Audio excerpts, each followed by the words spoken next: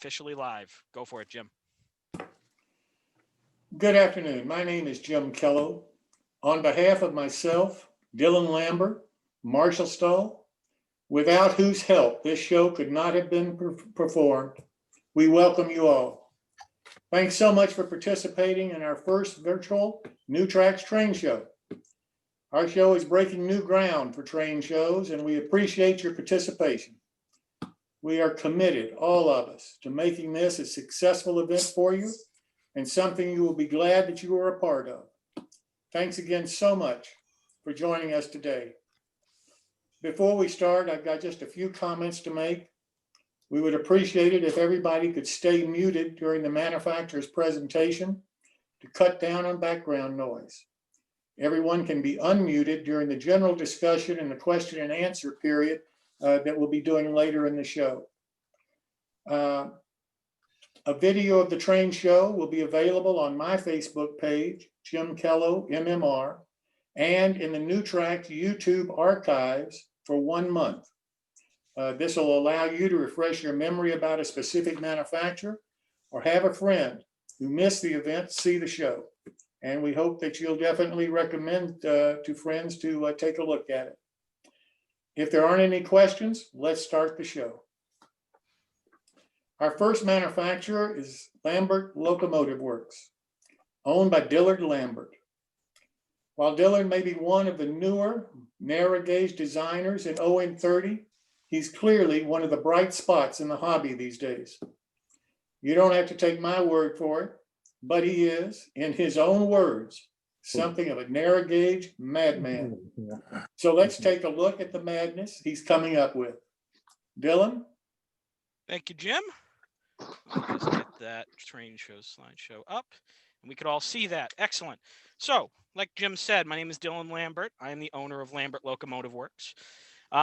First things first. Sorry about that. What do I do? Now, primarily right now, I am focused on ON30 locomotive development. That takes the form of complete kit locomotives and conversion kits for existing locomotives, alongside a line of what I call easy cabs, basically 3D printed locomotive cabs, and other detailed parts in a line that is slowly growing as we develop them. We also import some ready-to-run stuff, specifically from a company called Haskell. If you haven't heard of them, they are based out of Taiwan and do primarily Australian prototypes. However, the locomotives and the rolling stock are exquisite, hence our decision to import them. That takes the form of a saddle tank engine, a Victorian Railways NA, which was originally built by Baldwin, and some steel gondolas. Additionally, as of recent, we have reached an agreement with Tom Trollope up in Canada to produce his own designs as the Stony Brook Ironworks collection.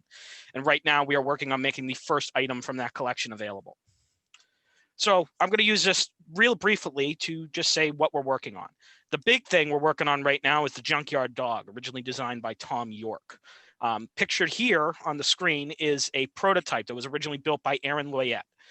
He was one of the people who was building the beta test kits. Basically, because we made some modifications, we wanted to make sure that they were going to work or see if we needed to make any other changes before we released the kit. We are basically coming down to the final stages of getting this ready. Literally, I'm just waiting on the trim pieces to show up so I can package the kits because I have the main components here. The first kits that are going to be going out are going to be going out to our pre-order customers, and then I'm going to be bringing in another batch, which will probably take a couple weeks to get assembled so we can have inventory here for you. That kit retails you at $64.90. It's a full conversion kit for a Bachmann ON30 trolley mechanism, which you can still find those in trade shows and on eBay, and not too bad. Pretty good running mechanism for what it is. Second kit that I want to brief you guys on, this is a steam dummy conversion for an 042 Porter that we're working on. The idea is pretty simple. Using the concept we established with our easy cabs, I figured, you know what, why don't we try and expand upon that a bit? What we're doing is we're going to do a 3D printed frame. As you can see here, this is just the test fit prototype that I designed and had printed in nylon. The final kit is going to use wood panel inserts on these inset areas here. And it is going to use laser cut acrylic windows, which will just press fit into there, and a little dab of glue will hold them in place. I don't have a price on this yet, either this kit or the other kit I'm going to cover, just because they are still in development. We're still trying to make sure they work, so then we can figure out the costing, what you're going to be looking at for a price. The final one is something of new ground for us as well. This is what I call the Type W1. The reason I call it the W1 is because we have a Type W. It's on a Walthers ML8 mechanism from their HO scale line. Now, one of the things I realized is eventually I would like to develop that into a full kit locomotive. So the thing what we need to get done is, well, you got parts you got to work on, and that's what we're working on now. This was a suggestion by a friend of mine, Kevin Maycomber, who said, don't just do just 3D printed parts, look at other things you can use with it. So we're looking at etchings. And this here that you see on the screen, these are the prototype etchings. We're hoping to have the etchings done by October. The mold for the body is done because the body is going to be a cast resin body. And the frame is going to be 3D printed nylon. The kit will come with its own mechanism, all that. So it is a full, complete kit locomotive. You'll just have to assemble it. And I think probably the hardest thing you may have to do would be to wire the headlight. That said, there is one other thing we are working on. We do have, and I don't have it here. We are working on some shims for the repower kits we sent out for the Bachmann rail trucks. This is just as a precaution. What we found is 2 people reported to me that they were flexing a little bit, the frames that the repower kits mounted to. So we designed a shim that's going to help with that. And if you need it, just let me know. We are working on getting those squared away and testing those just to make sure everything works appropriately. But that's a more recent development over the last day or so, something that we've discovered talking to our customers. Rather make sure that you guys are successful. So if you're going to need it, let us know. But that is all I've got for you. Well, before we move on, I made a mistake when I made my first comments about introducing Dylan. If you have any questions or want to purchase a product from a manufacturer during their presentation, please use the chat function or the chat feature on the TV for that person and send him a personal chat to him, or you can send him an email.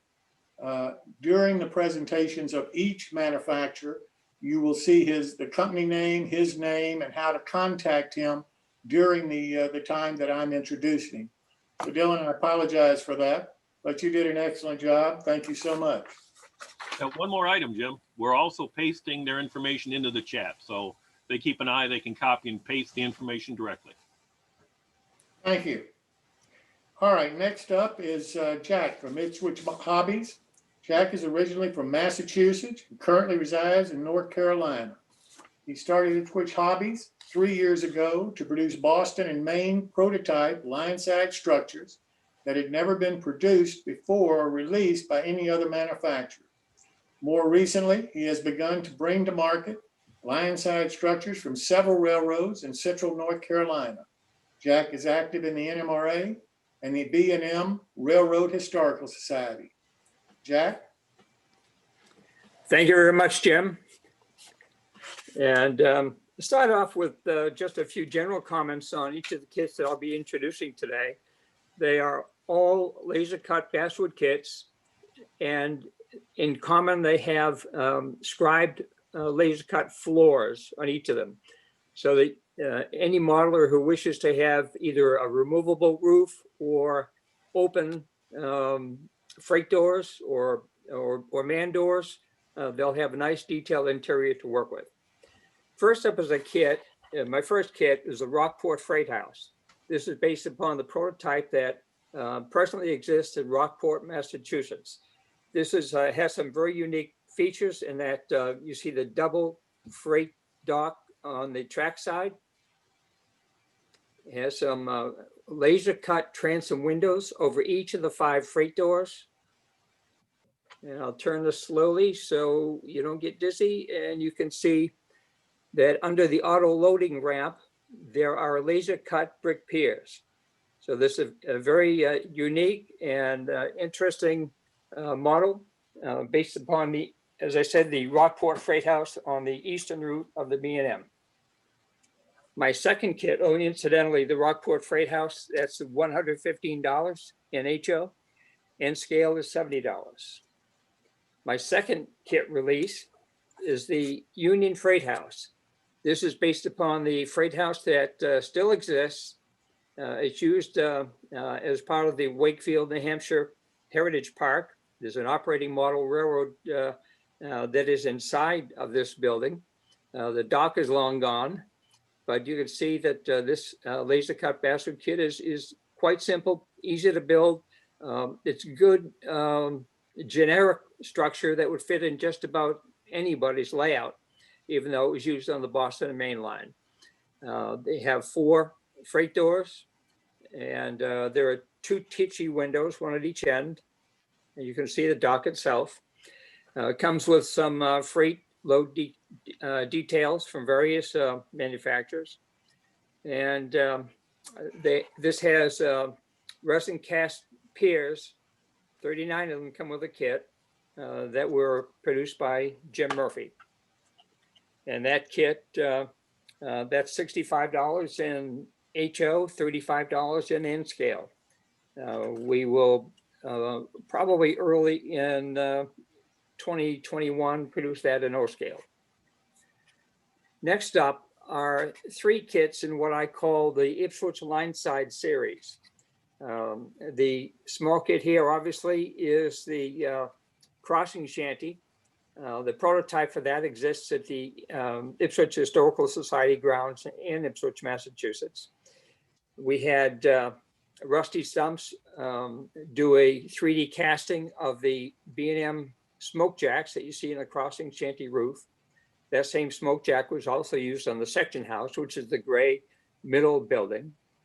And the third kit in the line side series is the REA baggage shed, which is the larger of the 3 buildings on this diorama.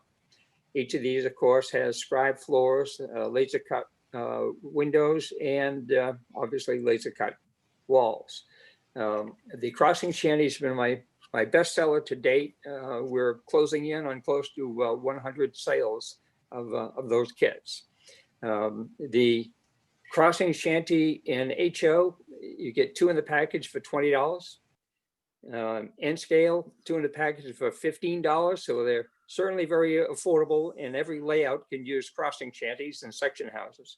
The crossing shanty will soon be released in O scale, and the section house in HO is $25, N scale $15, and that too will soon be released in O scale. The REA baggage shed building, that is $45, available in HO.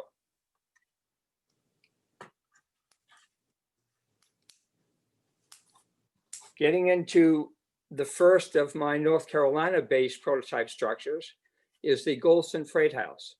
This was about 2 years ago relocated from Golston, North Carolina to New Hill, North Carolina, and it's presently being restored on the New Hill Historical Society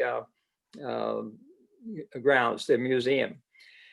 This is unique in that it has a fully detailed office area to it. This is I believe what's called the Type 4 Southern Railroad freight house, or it's a combination actually, office with it. It's had several permutations over the years, additions, subtractions to the structure.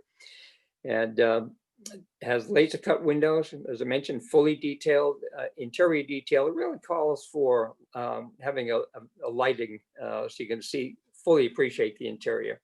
It has a semaphore as well. It comes with a kit, and 4 freight door loading docks. And that kit in HO is $115, and scale is $70. And the final of the available now kits is the Golston tool shed. This small shed that presently exists in Golston, North Carolina, on private property. And this small kit is available in HO for $25 and scale for $15. Coming soon, aside from the O scale offerings that I mentioned, we're working on the Sanford Union Depot, based upon Union Depot in Sanford, North Carolina. And we hope to have released the Boston and Maine Commissary in time for the Springfield show in 2021. So you have my contact information. Look forward to hearing from you. Thank you. Thank you, Jack. We really do appreciate it. The next manufacturer is Conowingo Models. The owner is Chris Coase. Chris is going to tell us about his products. He specializes in HO scale craftsman buildings. Conowingo also provides some HO scale rolling stock and O scale buildings. Chris, welcome. Thanks, Jim. Get my share screen up here. All right. Thanks, Jim and Dylan and Marshall for putting this on. This is good. Hopefully it'll be something that'll catch on. Like Jim said, I'm Chris Coase from Conowingo Models. We specialize in wooden buildings, basically, for your railroad. Some are fictional, some are not. Our first one of our first kits was Bush's Mill, which lists for $65. It features an internal structure, and it's got real cedar roofing, and it has Foggy Mountain rock paper that wraps around the foundation. It's a pretty nice product that I think looks pretty decent. Next up, we have our background flats, which are also HO scale. We currently have 5 of them. 4 of them are houses, and 1 is actually a manufacturing facility. And you can get those in volume and discount, basically. Next up, we have the Crunge Bridge. This is a kit that I looked to Greg Cassidy quite a bit for, and it was kind of a crazy idea I had, and he took and proved that it can be done. So if you're up for a challenge, this is all wood. It's got cedar roofing from Rail Scale Models, and it's just it's quite a challenging kit for somebody that is interested in weathering. Next up, we have the Eliminator Depot. Again, it features the Rail Scale Models cedar roofing, and like most of our kits, it has Tichy doors and windows on it. Next up, we have the Fallen Angel Tavern, and that started life as a church and came upon hard times and has since turned into a tavern. So the question is yours, up to you. Do you want to leave it a tavern, or do you want to make it back into a church? One of our basically the springboard for our flat car for our rolling stock line is the 24-foot flat car. Which is available for $16 with no trucks and $21 with trucks and couplers, which is it's got KD 148 couplers and Tichy arch bar trucks. It also comes with 2 logging options, and now as of about a month ago, it comes with Conowingo Railroad decals, just for something to spice up the kit a little bit. The 24-foot led to the 36-foot, and it pretty much has the same thing, but it's got a little bit. It's actually got a gondola option on the 36-foot, and then you have the Gray Street House, which is available in HO and O for those that are interested. Some guys, this is one of our more popular kits, actually, along with the 24-foot flat cars. This kit is pretty adaptable to just about any environment. I've had some people tell me that they're using it for anthracite coal in Pennsylvania for their Pennsylvania railroads. Coming soon, we have Molly's Trolley Station. I've got the prototype sitting right in front of me here, and got a few little things to work out, but we're pretty close. It's going to be available in HO scale and also O. Next up, we have the Painter General Store in HO scale. This is something that it's actually a real building, but it's not actually a general store. If you look at the picture in the lower right corner and lower left corner, that's the actual building.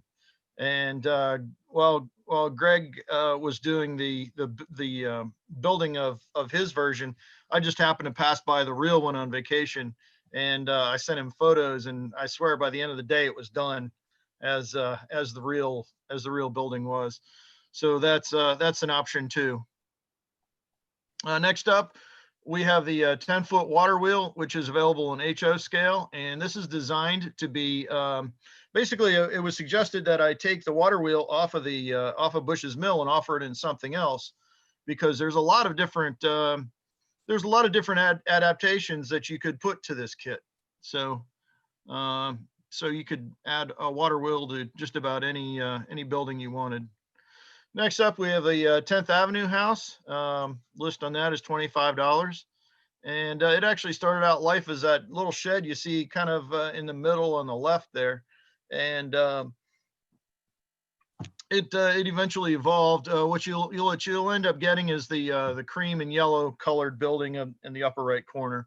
But what you do with it is completely up to you. Next, we have the Whispering Church, which is available soon. This is one of the kits that Greg has been working on also, and he did a fantastic job. We're currently working on trying to get bells for it, but to put up in the bell tower there, that'll be pretty cool. So just hang tight for that one.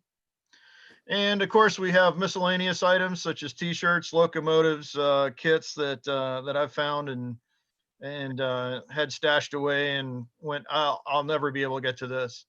I also ended up with a Broadway Limited K4S, an extra one. Not quite sure how that happened, but it did. All right, so that's about Conowingo models in a nutshell. And if you use the discount code Jim Kello with no spaces, then you should receive 10% off any order over $25, valid through Monday. And that's all I had. Chris, thank you so very much. That was very great. Next is Rail Scale Models, owned by Stephen Milley. Stephen produces craftsman construction kits, laser cut detail components in all scales, N, HO, S, and O. He provides custom laser cutting services and custom scale structure design services.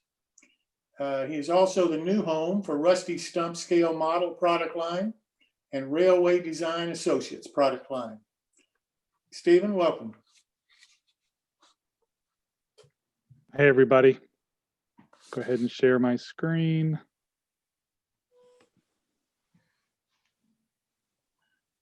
All right. So again, my name is Stephen Milley, Rail Scale Models. Rail Scale Models been in business for going on 5 years now. Be 5 years next spring. So I'm pretty excited about that. Started out doing primarily laser cutting services for several other manufacturers, and then started getting into laser cut structure design on my own. And then the Rusty Stumps acquisition occurred, and that really is where my business took off. So I'm going to review some product highlights of the different items that I have on my website available for purchase. Here's kind of a listing of those items: roof and wall shingles, wall laminate sheets, windows and door assemblies, a variety of miscellaneous laser cut items that we'll go through, some different detail items and kits, some highlights on laser cut craftsman kits, and the injection molded structure kits that came from the Railway Design Associates acquisition. You'll find that I have items available in all these different scales, and in some cases I'll do custom items in larger scales as requested. So that's certainly not limited to just those 4 scales. And speaking of coupon codes, for the rest of September, if you use the coupon code TRACKS10 at Rail Scale Models, you'll receive 10% off your entire order. So do take advantage of that. Going into the fall, everybody needs some scratch building parts, kit bashing parts, and new kits. So let's go through these one at a time. Roofing and wall shingles. We offer over 20 different styles of roofing and wall shingles. Lots of different shapes and sizes. We have the traditional asphalt 3-tab shingles. We have several varieties of wood shake shingles, and then a whole bunch of different shapes for slate shingles, plus some patterns, dragon scale and fish scale. I've also recently released some asbestos siding strips that will mimic asbestos siding for walls. I've done some decorative tin siding. And then I also offer some real wood shingles, both in HO scale, S scale, and O scales. All of these products, except for the real wood, they all come with adhesive backing, but the other paper shingles are an option to do with or without adhesive backing. You can see my chip chart up here. I offer the paper shingles in actually 13 different colors. The one not shown in the chart is just pure white. Lots of variety. And then for the S and O scalers, you have 8 different varieties of wood veneers to choose from. They're nice and thin for S and O scale, and then I have an even thinner product for HO scale, which is just available in cedar. So if you need shingles, the place to go is Railscale Models. Lots of options, lots of things to choose from. Wall laminates. These are 3D laser scribed textured sheets of material that are intended to be used for scratch builders or kit bashers to make up your own walls. Retaining walls, foundations, whatever the case might be. I have several different brick patterns, several different aged brick patterns, some brick detail sheets, cement block, stone foundations, several different cut stone patterns, a limestone pattern, some planked walls. And when you go into the website, you'll see you have several different material choices, both in laser board or cardstock. And again, you can get those with or without adhesive backing. So sell quite a few of those for the scratch builders, and these are available again in all the different scales. Windows and door assemblies, lots of options there, 50 different items to choose from in all 4 scales. Window assemblies, door assemblies, freight door assemblies. There are a lot of things to look through, but you'll find some themes of some collections: engine house windows and doors, factory style windows, storefront styles, etc. Some different material choices. And then if you're looking for something that you can't find on the website, do contact me. I do custom window and door sets as requested. Some laser cut details. I have half a dozen different varieties of fencing. I do brick scribe piers and foundations on basswood. I have a nice selection of decorative iron railings that are all laser cut. Stair stringers, a stair stringer jig. I do some wood crate assemblies and wood pallet assemblies made from real wood. Those are nice little detail kits. Those are all available on the website. Some newer things I've been doing, working with Walt at Rusty Stumps, has been packaging up some of these 3D printed detail kits, the HVAC rooftop system kits, some wall mounted kits for a dust collector cyclone, and some exhaust systems. And I've got some hydrocal things in there as well, from the Railway Design Associates, the chimneys and the docks. I'm gonna hustle through these last couple of slides. Laser cut Craftsman kits. I have over 20 different designs coming from Railscale Models, Unique Designs, the Rusty Stumps design lineup. And then also for the N scalers, I have an agreement with Jeff at Carolina Craftsman Kits to be able to produce some of his designs in N scale. So for N scalers looking for some of that, you can find those there. So that's just a highlight of some photos from some of those kits there on that slide. And then finally, the Railway Design Associates structures. These are the injection molded structures available in HO scale. I've got about a dozen of those re-released. I'm redoing all the assembly instructions, remastering the design content. In some cases, I'm adding laser cut details. So those are also available on my website, and I'll gradually continue to release those. There's over 30 different structure designs from Railway Design Associates, and I'll gradually get through those. So that's the run through. My 5 minutes tracks 10 for your 10% discount, and I do appreciate everybody paying attention. David, thank you so very much. I really do appreciate you coming today. The next company is Avis Designs, Eric Gerlach. Avis manufactures fine clays and maches. If you need to make it, fix it, or alter it, you need Avis. Aaron, thank you so much for coming.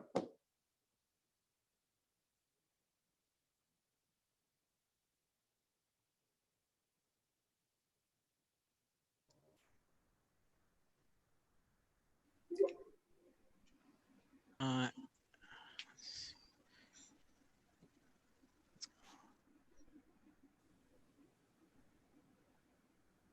all right, I am going to just queue up her video real quick. Erin is muted and doesn't know. Erin is unmuted and she does know it. So I will repeat what I said. Thank you for having me, and what a beautiful day this has turned out to be, and a fabulous train show so far. All of these vendors have done a fantastic job. And I think I have something very exciting that will work with the things that you've heard from all of the other vendors so far, and probably all the ones to come. So I'm excited to share our newest commercial with you, which will probably prompt your imagination in ways that hopefully tap into some more creative aspects as to what our clay products can do for you. Our main focused product is called Epoxy Sculpt, and it comes in a variety of different sizes. And this is what kind of started this whole series of products, if you will. So whenever you're ready there, Dylan. You guys can all see this all right? I can Yeah. see it. Yes. Yep. Excellent. Yes. Hi, I'm Erin with AVs, makers of fine clays and maches. You may have heard of our popular product, Epoxy Sculpt. It combines the features and benefits of sculpting clay with the adhesive power of epoxy. Used for sculpting, customizing, creating jewelry, or simply adding on to a project. It's for all of your arts, crafts, and hobby needs. Epoxy Sculpt is easy to use. Simply measure equal parts A and B. Mix and knead to activate into a soft putty. Apply, smooth, shape as desired. Use it to stick to almost any surface. It air cures to a strong, durable, waterproof finish, so you can make things for outdoors or use in underwater applications. And it doesn't have heavy odors or fumes like other products you may have seen, so you can use it anywhere you need to. Sand, grind, paint, and finish as you like. The possibilities are endless. But did you know we have even more products to design, create, build, and restore? Do you need to smooth or coat a rough surface? Assemble or bond different materials together?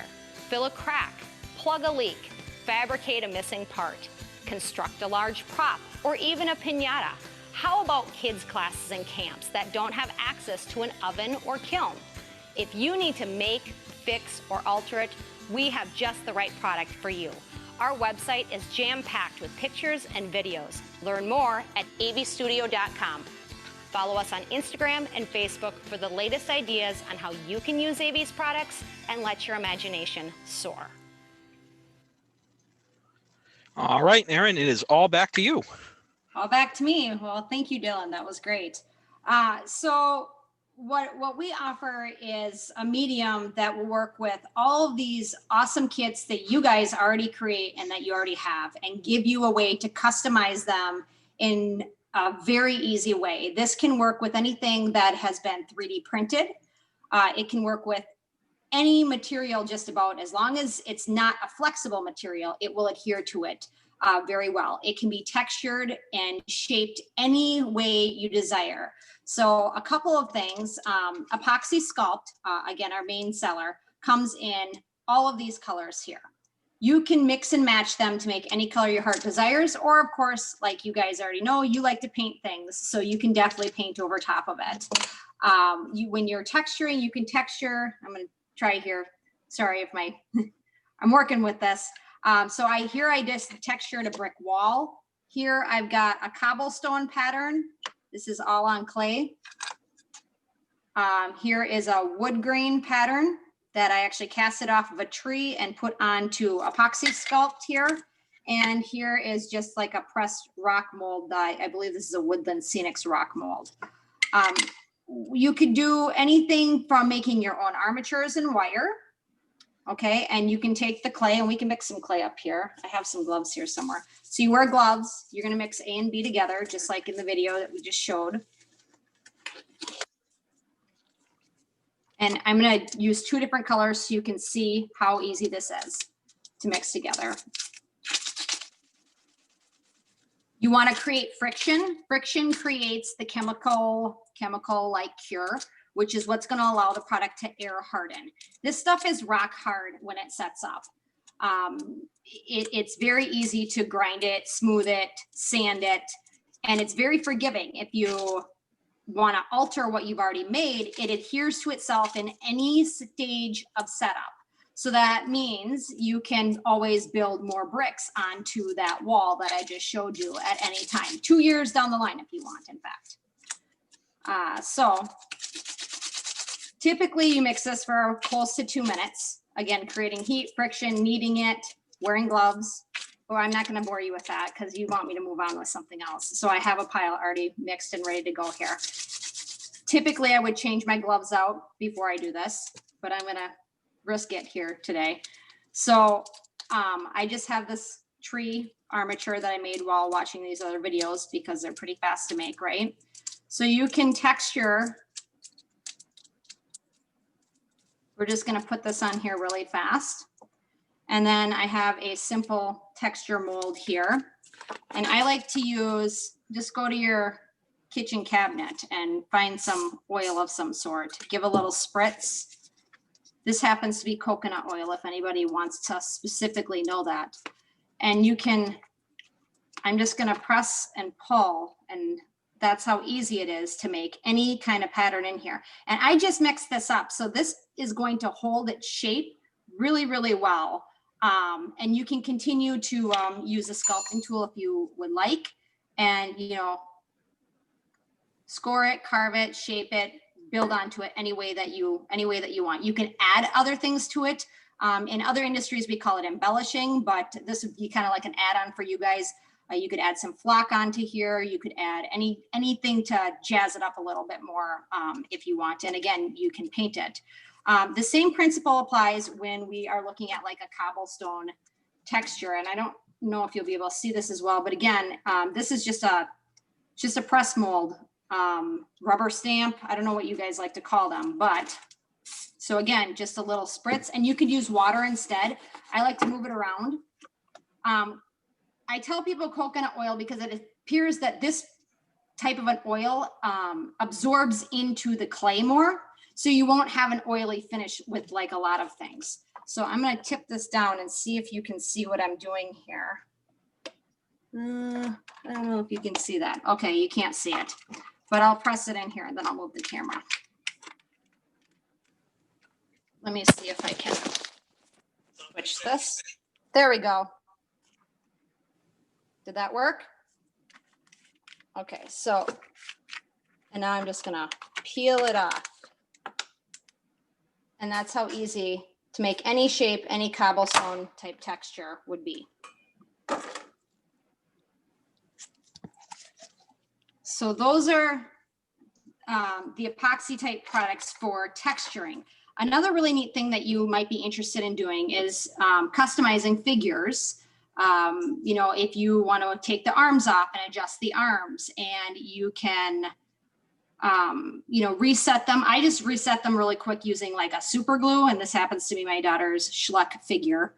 I'm not positive what scale it is. I'm going to say it's like a 1/12 scale. I'm not good with scales, guys, but regardless of the scale, you can do whatever you like with epoxy here for that. So you just take, you know, you're just going to fill the groove in the little arm here, and you just roll a Tootsie Roll, and you can make clothing, you can make rolls, you can do all sorts of things, but I'll just let you guys, you know, kind of work with this, but it goes on really fast and easy. I could build muscles. See, I built a muscle there. I'm not as sculpture as everybody else is here. So that's basically epoxy sculpt for you. The other things you can do that we have is we have mache products, which is fine clays and maches, right? So we have a variety of different mache products. This was our Cliche, this is a Master Mache. They all work a little differently, but essentially it is all similar to using a paper mache, where it's a powder and you're going to mix it with water, and you can build a very large substrate with things like, so this happens to be our paper mache, and it was just put on a surface, and you can see there's a little bit of texture that we put into it. Again, it could take flocking, it could take things, other things like that. You can use the epoxy sculpt over this when it's cured. You can build this on to make bases. Another one would be if you wanted to build caves. This happens to be our master mache. Again, you can mix fillers in with this one. And then we have our cliche, real fast. And this one is more sculptural. So you can really shape this up really nicely and you can carve on it. And all of our products have one way or another of working together. So you can do so much stuff with all of these products that are here. I feel like I'm forgetting about 20 different things. We have different sizes. How's that? We have different sizes. Our most popular sizes are 1 pound size. These run about $20 on our website, I believe. And there happens to be a code that is TRACS 2020 for a 20% discount off of all of our AV's products on our site just for show attendees. So I always recommend the 1 pound size to get started. We also sell modeling tools. If you are looking for any modeling tools, we have some really unique modeling tools. I happen to like to work on our custom clay mats that we have done. They are a food grade silicone mat. They're very large. They are larger than a baking sheet and they wash up really great and they work with everything that you guys are already using, but especially the AV's epoxy. What else? I have so much in this box down here. I feel like, if I had a big table, next time we do a show, I will have a big table, I promise. What else here? So one of the boxes on the commercial, here's a box from that commercial you saw. And as you can see, there are train tracks in here. This is an agate. These are some pins from the Lions Club. And as you can see, this is texture that I put into here. And so there are a variety of different things on this box to show you the things that the product adheres to, which is why I'm showing you a box. A train key, there happens to be a shelf of some sort in here. And then on the back, it's texture stamps and, you can carve into it. And this is just on probably one of many people in this club's favorite things, possibly cigars. This is a cigar box. So kind of just a cool commemorative type of a box that I have made here using a variety of different materials. I did mention that you can get very sculptural with this product and some of the pieces that you saw. Again, this is another box, but this is just there's some beads in here. There's some other findings in here, gears, metal, glass. I mean, gosh, you name it. It just adheres really well to this. So this is where I leave things kind of to you guys. And I have no idea where I'm at on my timing here. Jim? Thank you so much, Erin. I really do appreciate this. You did a great job. Thank you. So next I'd like to present Nick Trains, who's owned by Nick Santo. He is the maker of Decoder Buddies and Loco Lights. The company has been in existence for a little less than 2 years and has helped a lot of HO scale modelers install the decoder manufacturers' 21-pin decoders into their manufacturer's locomotives. There's a very good chance one of you have enjoyed a Decoder Buddy already. Nick tells me that it's a product of his frustration. Here he is to tell you his story and about the Decoder Buddies and Loco Lights. Nick? Thank you, Jim. I appreciate. Boy, I think that this is probably going to be a tough act to follow.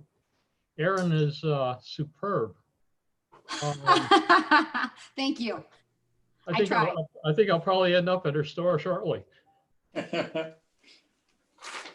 I'm having a little bit of trouble sharing here. Let's see. There it is. Here we go. The Decoder Buddies are essentially decoder holder. What my frustration was to get a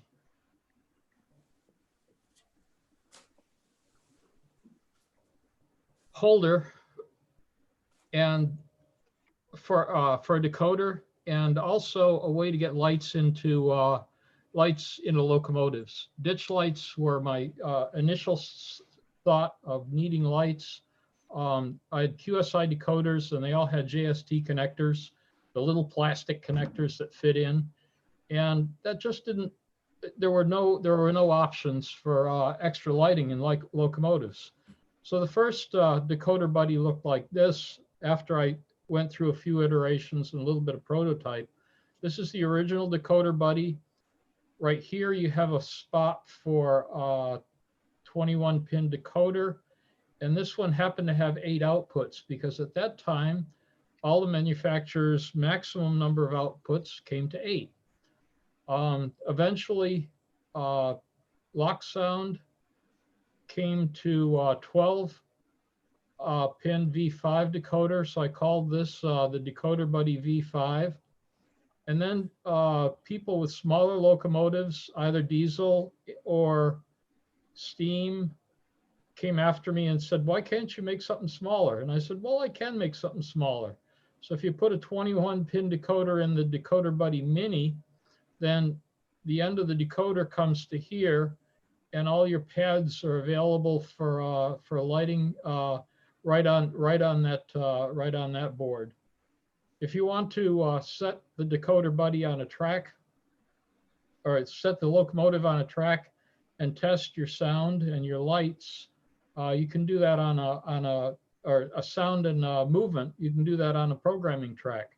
What this is a small connector board which disconnects, and these are LEDs on each side of it. So if you have a complex situation where you have ditch lights and cab lights and flashing ditch lights and maybe a beacon that strobes or a Mars light that goes, then you can check it on this when you check your locomotive on the programming track. These pictures show that this is the removable, I call it the small connector board, and it plugs into here and allows you to separate the shell from the frame of the locomotive so that all the lighting in your shell is able to be separated totally from the locomotive. This is where the decoder sets in, and then you have a few extra duplicated or mirrored outputs if, say, you had ground lights or step lights that stay with the frame. Track inputs on either side, and speaker inputs here on either side. This is what it looks like when it's put together. This happens to be a Soundtrax decoder sitting in the Decoder Buddy, and this is a Locksound V5 sound decoder that's sitting in the V5. This is the same thing with the original. You can use the V5 in the original. The only thing that you're limited to is the 8 lighting outputs, or conversely, if you put a V4 or a Soundtrax decoder into the V5 Decoder Buddy, you'll only get 8 lighting outputs out. You're limited by either the outputs or the decoder itself. This is the Decoder Buddy Mini with, again, the Soundtrax decoder in either, and the Locksound decoder in to show the size of the Decoder Buddy. And that's the overall size. They should fit nicely. The design came from were QSI replacements for older Atlas locomotives. I was lucky; they fit into a lot of different locomotives. We'll take a look at those now. This is an RTR Athearn, which is a lot like a Blue Box Athearn. I have a lead going down into the truck of the locomotive to ensure good contact. And this one is riveted, this one is soldered. And going into each of the left and right track inputs, you can see that it fits nicely on top of the blue box or the RTR. This is the plastic part that's been cut off. And just a piece of Kapton tape will hold that on so that it's not going anywhere forever. The problem with the Atlas locomotives was that this is the dual mode decoder of the early Atlas DCC locomotives. This happens to be a plug and play, and this is the decoder buddy. And you can see that when you put this into the Atlas, or you remove the QSI and put this into the Atlas, you don't have to cut these 4 tabs off the plug and play to fit. So the fit for Atlas locomotives is particularly good. This right here is the fit, and this is where you'd have to cut off that end of the common plug and plays.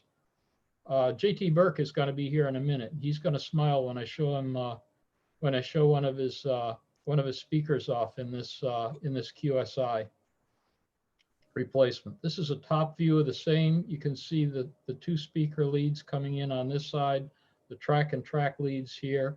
And then if you wanted to put a speaker in the front end, so you had a longer locomotive, then the second speaker could fit off these two pads. The pads are adequate size, easily soldered to the 2 motor leads. And then if you have a stay alive, then they're easily connected to this also. So it kind of turns the locomotive into a plug and play with a 21-pin decoder. This is an older QSI Atlas locomotive with a decoder buddy fit in. These are the three different versions of the Atlas locomotives. This is a dual mode, this is a QSI, and this is the current Atlas locomotive. And the decoder buddies just drop right into those superbly. This is what it looks like inside GT38. You can see that the small connector board is connected here. And if I wanted to pull the shell off, then I'd pull this off first and leave the decoder all soldered into the motor and frame and trucks. This happens to be a older proto. I think it's an E series anyway. I'm sorry, I'm into Jeeps, and you can probably tell me more easily what that is, but you can see it's got its speaker, it's got its lighting outputs, and it's just waiting for its 21-pin decoder from a manufacturer. This is this is a before and after of a proto locomotive with a decoder buddy. You probably have to do a little bit of shaving to get a speaker into this one, but you can see you've got that whole front end on this one for a speaker, and you got spot here maybe for your stay alive, so that the size of the decoder buddy plays into your hand in terms of fitting in the rest of the parts. This is decoder buddy set up with a decoder and getting ready to go onto the test track with the lighting boards. So again, if there were a speaker in here, I could test the speaker. I certainly will test the direction of the locomotive, make sure that the motor's working and everything. And then what I'll do is I'll test my lighting functions, and that's right on the test track. You can do that with your JMRI throttle or your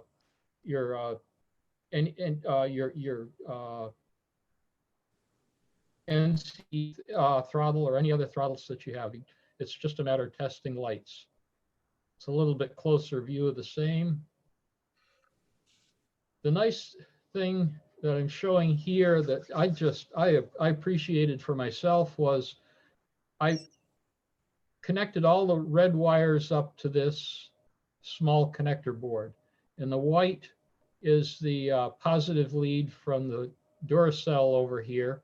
And then I wanted to know, which black, there are half a dozen or a dozen black wires coming from the interior of the locomotive. Which one is lit up? Well, it's this step light that's lit up. I can see that. So now I know that that'll probably go into step light, aux7. And you can see, I trust my brain, to get up and wake up in the morning, but I don't trust it to remember where it goes. So I have a cheat sheet for all my locomotives. And so I know where the lights go, and the I can make my lights work where I expect them to. I found a very good teacher on YouTube.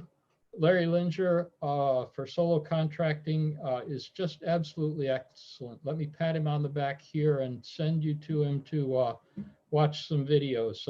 He's my favorite Sunday morning go-to. I always watch Larry when he's available.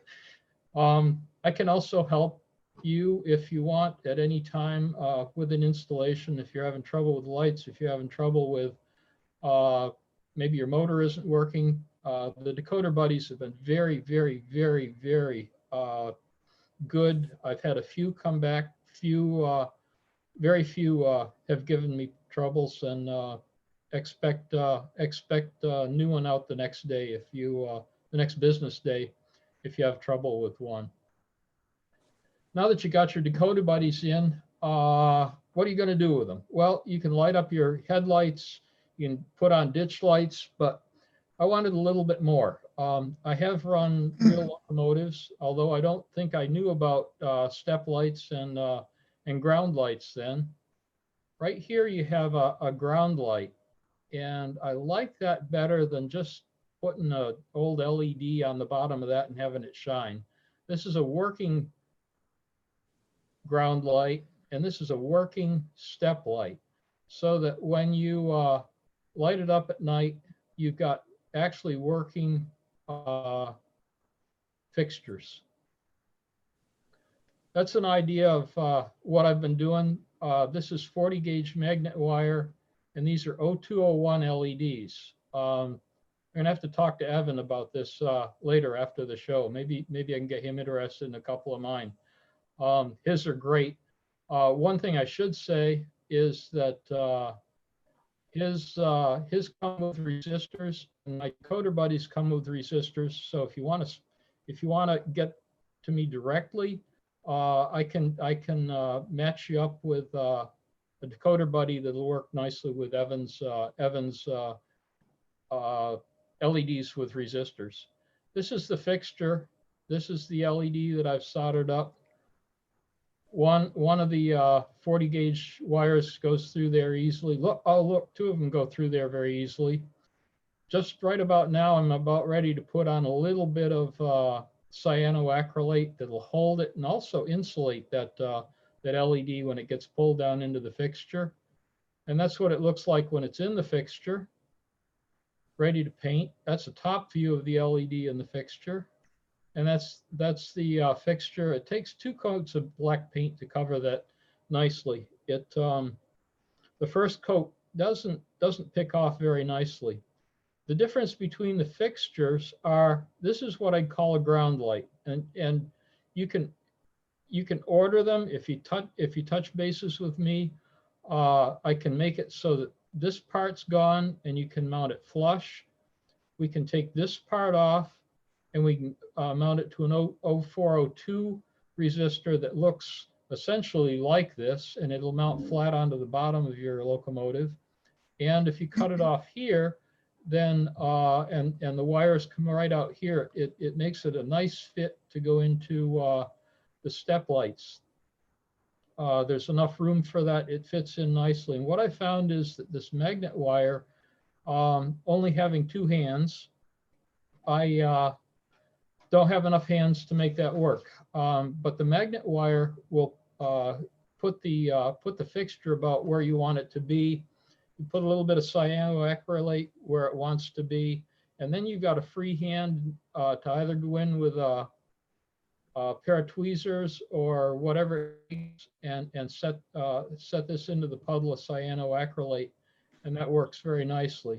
The other thing I'm apt to do is the magnet wire where it solders into the small connector board is a weak point. So what I'll do is I'll cut these off, use stranded silicone insulated wire or just some nice fine wire, and I'll glue this to the chassis, leave a loop, and then solder on the stranded wire, and then glue the stranded wire to the shell also. I'm sorry, it said chassis earlier, to the shell, and then go over to the small connector board with stranded wire, and that seems to hold better.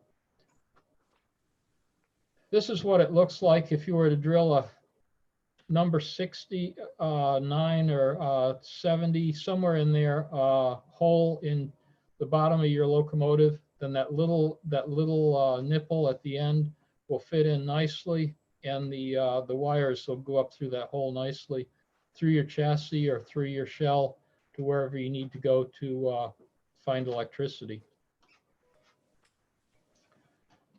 I'd like to thank you. I look forward to helping you all and to help you do your DC conversions and make your lighting more typical. I'd like to thank Jim and all the people at NewTrax Train Show very much for letting me be here today and inviting me, and I hope you have a great day. Thanks, Jim. Oh, thank you, Nick. We really appreciate it. Evans Design. Dave Jameson from Evans Design has been working with LEDs for over 15 years. Evans Designs is located in Colorado and sells LEDs to customers all over the world. They specialize in lights for hobbies and have a line of LEDs that are targeted for the model train market. Dave, welcome. Hello, this is Dave at Evans Designs, and good that everybody could make it. And I look forward to a good show here. Let me share my screen. And let me see here. Okay, first I want to identify, we have a group of lights for the model train crowd that work between 7 and 19 volts. So work on most people's transformers. Dave, just before you get too deep into this, your screen share didn't kick on. Oh, it didn't? Oh, okay. Let me see I'll go back to Zoom here. Okay, I press screen share. Does anybody see it? Nope. Is there any tips? You got to select the screen that you want to share and then hit the share button once you get that menu up. When I'm on the screen, Might be coming up in a different window. Okay, I get to the screen and then I won't see the share at this point. It's taken over the screen. You can, I see you now. Is that an Alt Tab issue? Okay, we're on the, okay, what are you seeing on the screen now? Still nothing. So when you click the share, does it give you a choice of which screen? Oh, no, it just, it shows you now. Yeah, so there should be a separate screen that shows up with the screen share that basically lets you select the screen. Oh, okay. I'm thinking that might be showing up it's probably showing up in another window. I see myself up at top and then you in the middle. And Dylan, is that an Alt Tab issue? It's possible that it could be. Okay, when I switch Alt Tab, I'm to my presentation. And I switch back, I'm at the Zoom meeting. Maybe we could go on to the next person when I'm figuring this Yeah, out. why don't we do that? David, why don't you email me your presentation? And if I have to, I can just help you. I can help you through it. Oh, okay. It's a PowerPoint. Okay. Okay. Okay, Dave. So the next manufacturer is Scale Sound Systems, JT Burke. Scale Sound System designs and manufactures high-performance drop-in aftermarket speakers for DCC sound locomotives, along with locomotive lighting kits and detail parts. JT, thank you so much. Well, thanks for having me. Yes, sir. All right. Well, I guess we'll just look at Jim while I'm talking. All right. So my name is JT Burke, and Scale Sound Systems is the business that came out of a passion of sound, basically.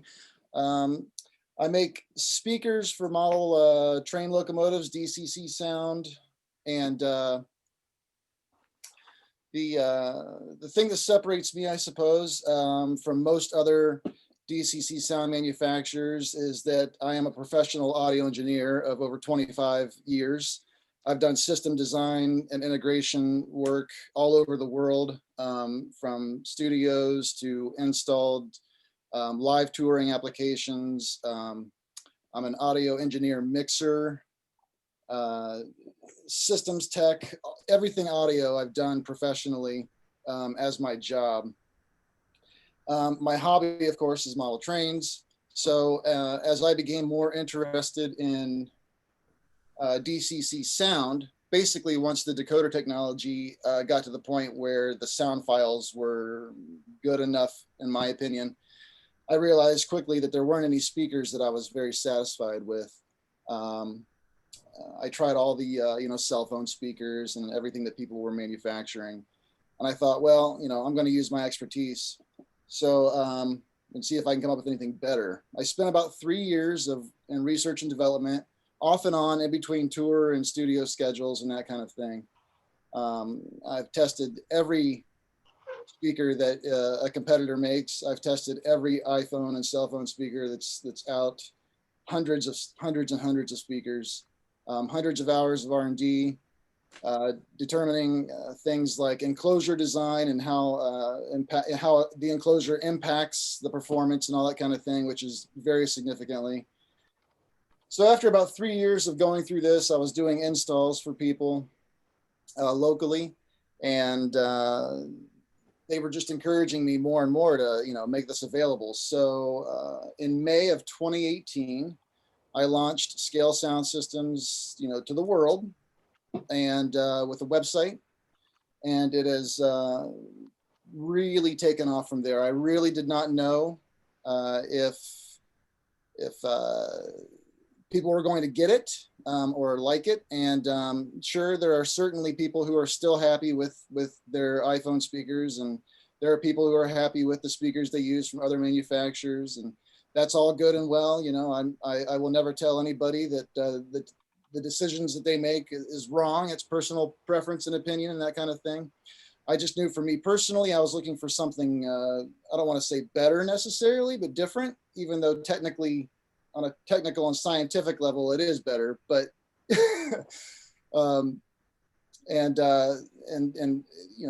other people have caught on and just really enjoyed them. So it's become quite a thing.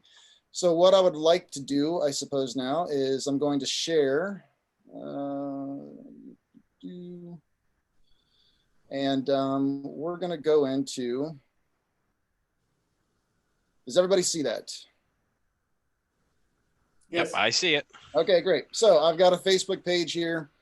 This is where you can get updates. Here's our wonderful host, where I posted the Tracks Train Show that we're all in right now. So you can get on the Scale Sound Systems Facebook page, and you can find information and things there. The main thing is my website. And so if you go to scalesoundsystems.com, you'll see that I'm an authorized Soundtracks, ESU, and TCS dealer. You can subscribe to an email. So if we go to shop, here we can see some of the things that I have available. So obviously wire, parts, stay alive, motherboards, decoders, all that you can buy here. But what I manufacture are these speakers. So I have over 200 sizes of speakers available. And these are all custom fit, designed to fit particular models. So for instance, if you have an Athearn ES44, you can go here and this speaker replaces the factory speaker without any modifications. And you basically can just scroll through and you'll see that most models that most of the popular models that are available, HO scale models that are available, I've got something for. I'm always adding new models. And for the models, the locomotives that I do not have anything specific for, when you get all the way down, I've got all of these sort of generic sizes, rounds, rectangulars, large sizes. And so each product description shows the before and the after. So you can clearly see how the speaker fits, how the stock speaker fit, and how the scale sound system speaker replaces it. Makes installations fast and easy, and the improvement in sound, at least in my opinion, is considerable. If you go to on the website, if you go over to the design tab, you can see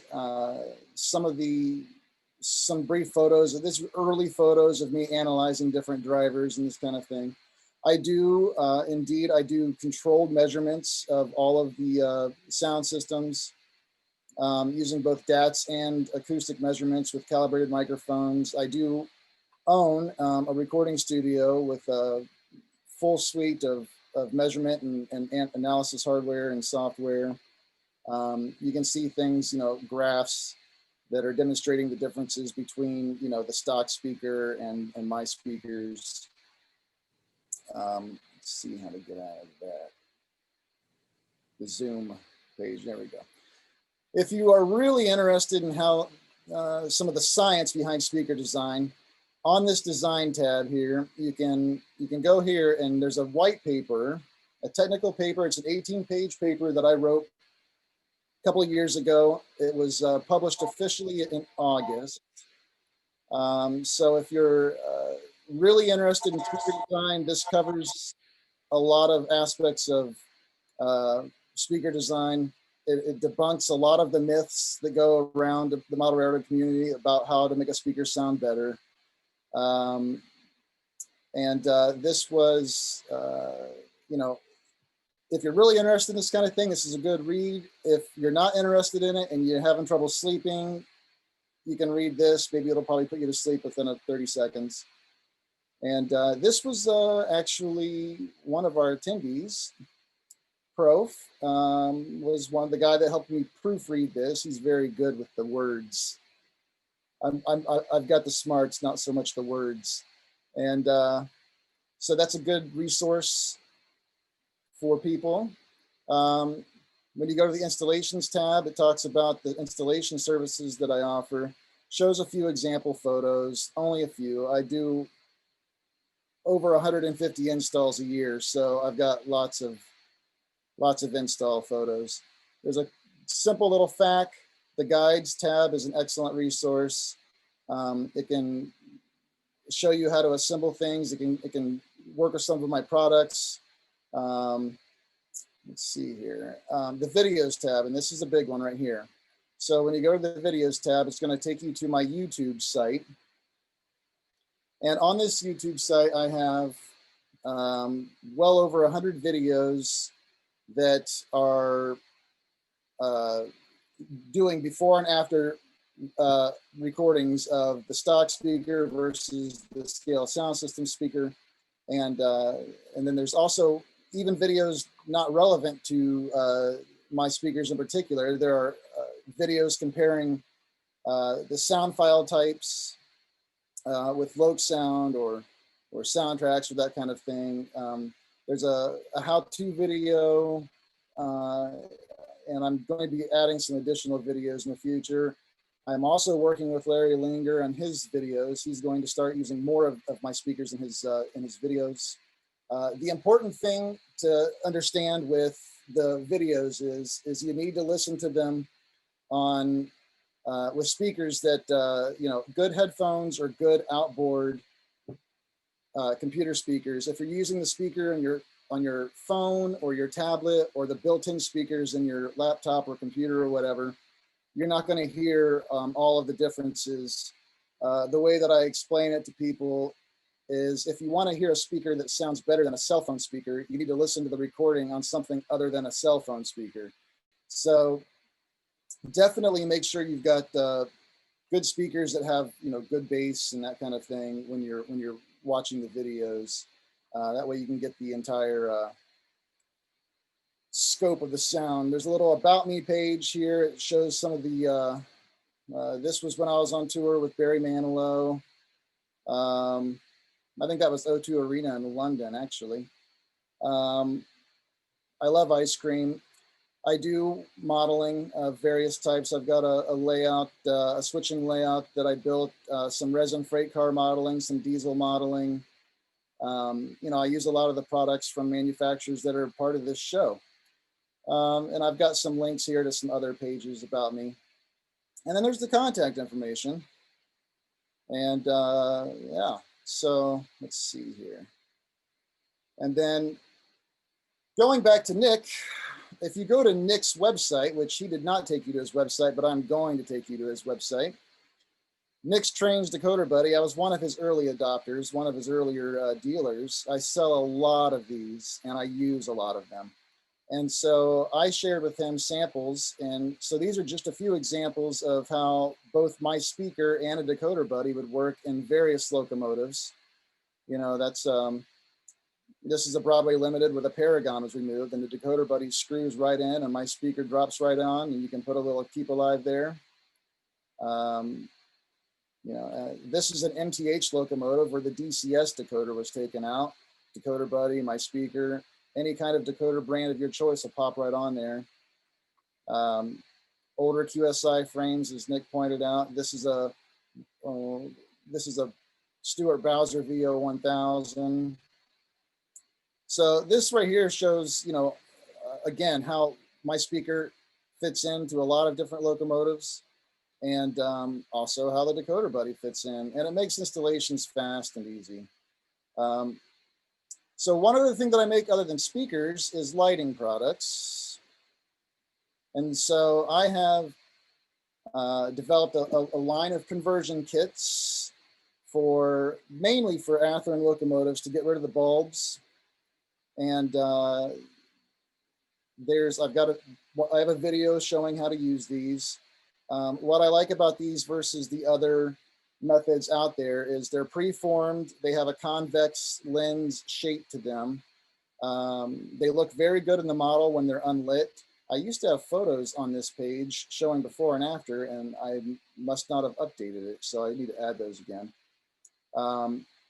They only use one LED per light fitting. As you can see, that's a twin beam headlight, and so it just uses one 1206 LED back there. So your wiring is a lot cleaner too, and it's very fast. You can convert an Athearn locomotive from bulbs to LEDs using these fittings in 15 minutes maybe. So it doesn't take very long. Very popular. Chris Palomares, when he was still the product manager at Athearn, was a big fan of using these in his own locomotives. So I have conversion kits here for F units, and I have these for Athearn and Stuart. So as you can see, if your locomotives just came with a single bulb in each hole and you wanted to do a tri-light or a 2-light action and UDE light with a twin beam headlight, I have fittings for those. Again, the prototype was updated to a twin beam sealed headlight, but the Athearn model only comes with the single bulb. And so my kits will fit in right in there like that. Very popular with the F guys. especially the SP guys, because, well, as we all know, SP used a lot of lighting. Let's see, and then one of the newest things I've released is ditch lights. So these are a pilot mount ditch light that is different from what the other manufacturers currently offer. And they are the most detailed castings that I have seen. These were taken direct measurements off of prototypes. So just another little thing. I'll be making more things in the future, more speakers, more lighting kits. Yeah, I think that about covers that. Yeah, so check out the website, check out the product listing. If you're into DCC sound, you know, I've got a lot to offer. And it's not just HO. I do have S and O gauge, O scale, narrow gaugers that use my products in ON30, ON3, SN3. Yeah, I'd be happy to help and answer any questions that people may have. You can shoot me an email, check out the videos, and thanks for everyone's time. Thank you, Jim.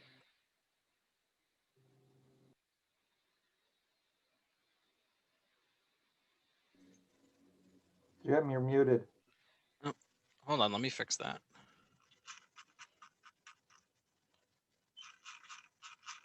Can't even find Jim in the list. Give me just a second, guys.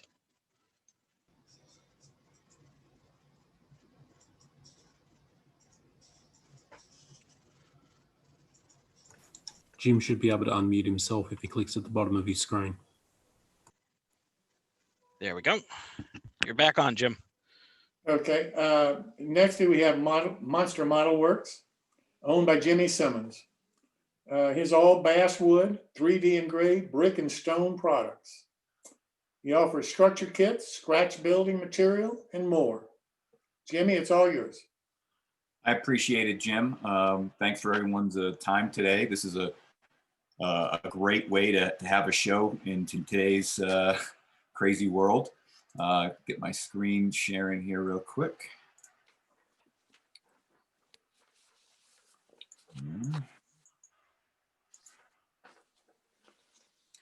So ultimately, Monster Model Works, we started in 2011. I took a little hiatus, but now we're back. We brought our product line back under my wife's company, Larkspur Laser Art. So when you go to monstermodelworks.com, don't be surprised when you see the Larkspur logo and URL. But it's the original product that we've always sold.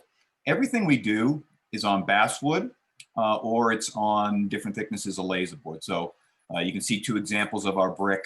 The one with the security bars, which we also sell, is our old brick, and then there's a aged American AB type of brick on the right.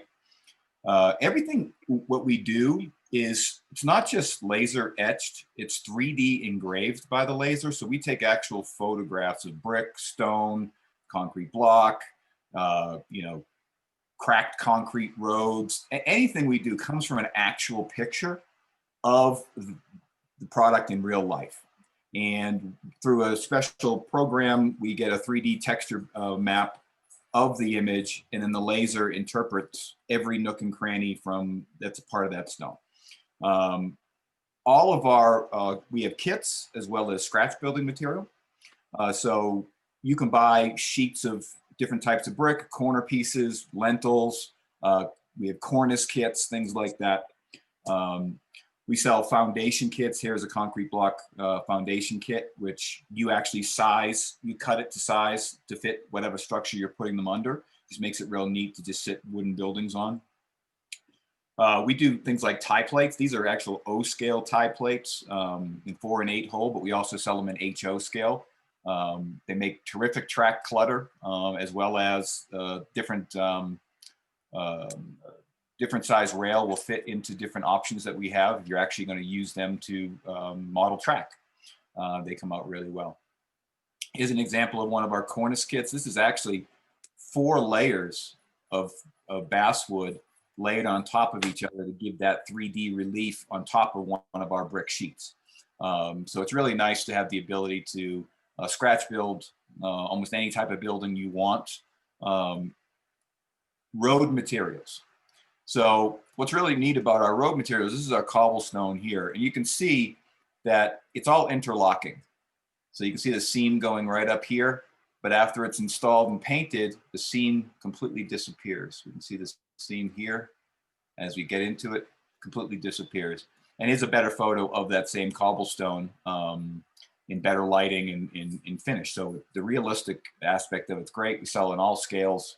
There's some herringbone street material that we sell. Again, it is also interlocking, so you can go as wide as you want, as tall as you want. Trying to set my timer here. With those different materials, they work really well. This is actually a customer of mine. Took we sell concrete sheets for roadways, walkways, things like that. And we sell them in cracked, as well as we sell them in plain, newer. And so he cut all these up and put them together and painted them. But you can see all these cracks. These aren't, engraved or just done with the computer. This is actual cracks that are from a photograph of real cracked concrete. So you can see the realism in it with everything we do. And this is on a laser board material. It's only 25 thousandths thick. So it's really easy to put into most, whether it be your layout, whether it be a module or just a diorama. Into our kits, you can see here this lighter piece in the corner and some seams. This is our actual corner piece that brings the walls together. So whether you're buying one of our kits in basswood or you're buying scratch building materials in corners, you can see it all works the same way. So if you can build one of my kits, you can buy scratch building materials and have no problem building almost any building you want. So you can see how easy it goes together, and you can see once it's painted, all those seams disappear. The brick just looks completely realistic once it's painted, and it's wood. So ultimately it's super light. It's not gonna just break on you, and it has more realism than say plastic. Some other examples of some of our kits, you can see this is our bonded warehouse of storage, 3D printed elements, downspouts. You can see the iron wall anchors that go on it. All of these signage comes with the kit. It's a stencil, laser cut stencil, so it's easily to make these type of signs, which is, they're actually really neat to paint. They're fun to paint when it's done. We have a large machine shop. Again, you can see a different style of iron wall anchor holding up the internal supports of the building. This is our Placerville garage kit for narrow gaugers who model in Colorado. We also have the Placerville store as well. Multiple kits we have. These are just some examples. This is our block stone engraving. So you can see from brick, it's different, painted different colors that you want for different results. You can go with more of a gray color and so forth. Railway Express Agency kit, again, real simple, highly detailed, brick looks terrific. And these windows, everything that we do, since we laser cut our own windows, we can take the actual prototypes, windows and doors, and design them exactly as the prototype. I chose to not use, say, the Tichy windows, where a lot of manufacturers use those and they have the same windows in their kits. So we just love to be able to control all the different designs that are out there for windows and doors. This is our McCampbell storage kit. It's a flat. In real life, the bonded warehouse is actually, as you see, it's directly next to it. Again, laser cut security doors, fire escapes, and so forth. Just real fun stuff to build. There's a real neat saloon that we've offered in our split log siding. We have other different kinds of wood siding as well, but you can see every nook and cranny of the log with the knots and the cracks. Again, just from real photos. And just for everyone here at the show today, if you use the coupon code NEWTRACKS2020, you get $10 off any order over $50, good till the end of the month. And I really appreciate everybody's time. and just happy to be part of this type of event. Jimmy, thanks so very much. I really do appreciate it. Next is Carolina Craftsman Kits. Jeff Grove did the odor. And he called me up and he said, listen, I can't be there, but I want to participate. I want to support the effort. And I said, well, you know, if you can't be here in person, then why don't you get somebody to represent you? And he did. Greg Cassidy. Greg is one fantastic modeler, and he's here today representing Carolina Craftsman Kits. The company has been making Craftsman Kits for over 10 years with over 100 products. And the contact information is shown on the screen right now. So Greg, welcome. Thank you so much. Thank you, Jim. And let me get my share started.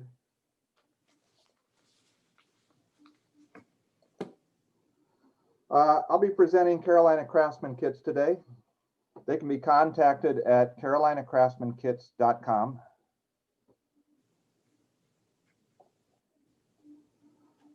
As Jim said, Jeff couldn't make it today. My name is Greg, and he's asked me to talk a little bit about his kit line. I'm familiar with most of them. Jeff started it in 2011, and he has over 100 designs. As of summer 2020, Paul Reeves of Kershaw Craftsman Kits has taken over the O-Scale line. Carolina Craftsman Kits are divided into series. I'll touch quickly on most of them. The What's New series includes the Cape Fear Shotgun House, which is a small little backwoods shed. The Newport Inns and Shops, which is a larger structure designed for the experienced modeler. Harry B's Trackside News Agency. This is a smaller background kit.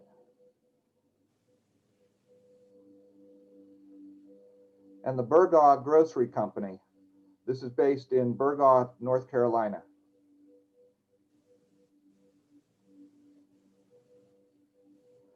The Zip Kit series are smaller kits that are easier to put together, but do not include detailed instructions. This is the H.J. Mall store. This is Teeter's Pretty Good Service, a small garage.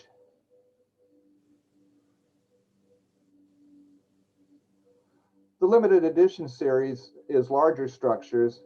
This one is the Raymond Transfer, which is part of the Wiley Papers complex. This is Main Street 1952.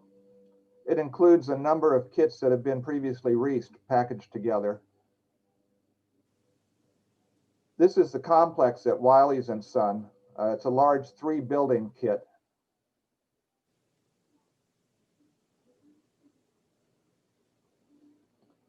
The Jason Jensen Trains line includes a number of kits that you've already seen, as well as the Wiley and Son paper mill,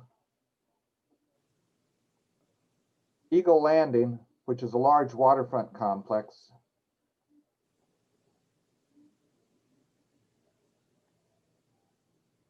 Jimmy D's Tires and Lube, a smaller and very interesting garage to build, the Cruiswick Pencil and Pen building, which is a background structure,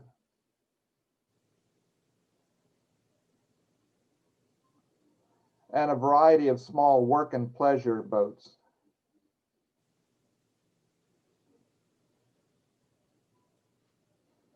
The C&O Canal series includes Miller Brothers Lumber Supply and the Port Theater, which is in Williamsport, Maryland.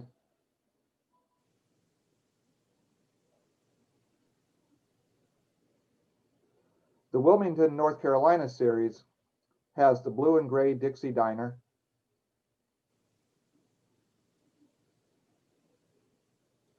and Faircloth's Oyster Plant, which is another waterfront structure.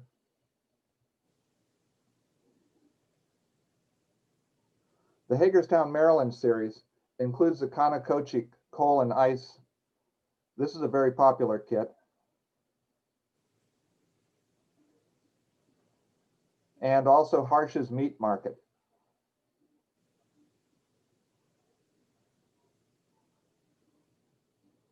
The Newport, Rhode Island series has a Newport Hardware Company.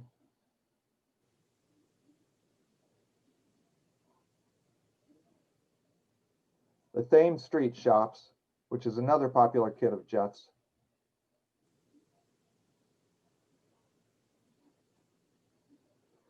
And the Harbor Inn, which is located in Newport, Rhode Island.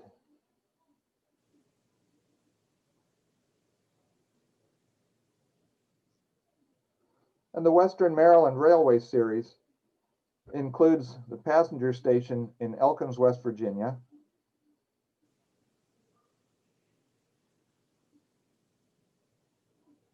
the Thomas passenger station in Thomas, West Virginia,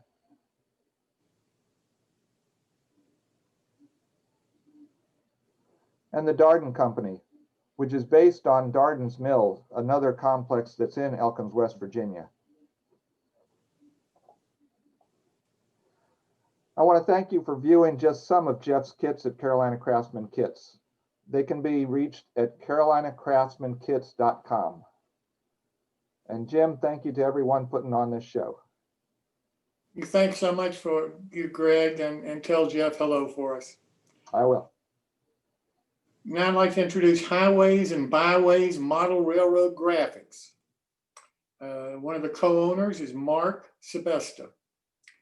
Mark is the co-owner of Highways and Byways, who along with John Howard produced vinyl roadway graphics for model railroaders, creators of dioramas, and architectural model builders. They also offer custom LED lighting of scale model vehicles. Mark, thank you. Thank you very much for having me, Jim.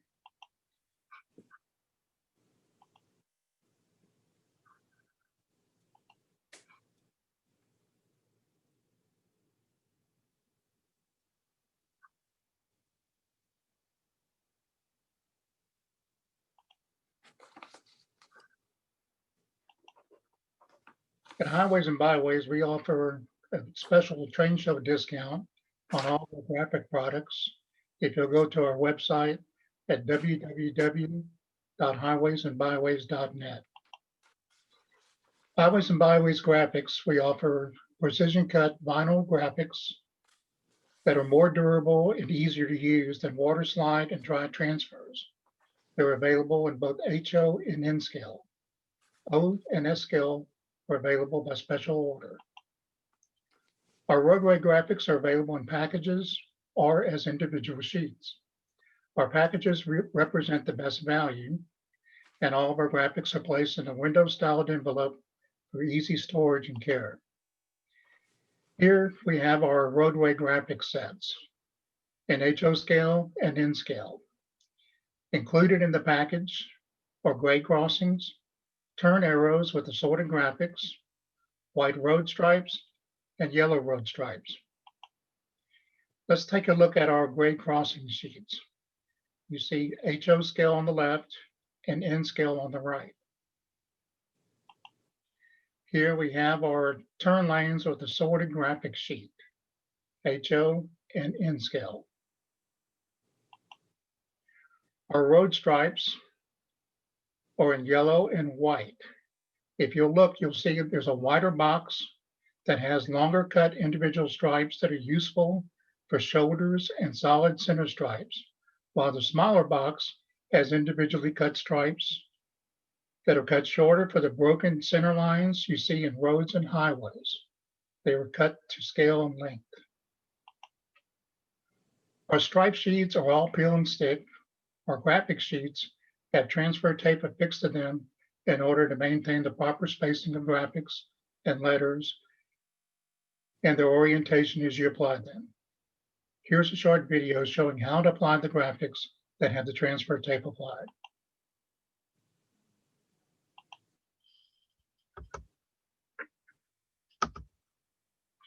Let me see if I can go back.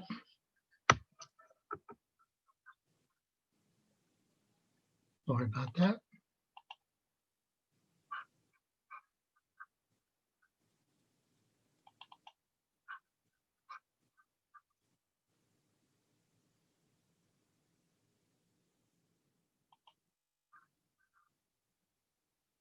graphic has a transfer tape on it. Center it where you want it. Put a piece of tape here that'll act as a hinge. Flip it over, peel the backing off, and then you'll squeegee the graphic down. You take X-Acto knife or a battery or something with smooth edges and burnish it down, and peel your transfer tape up.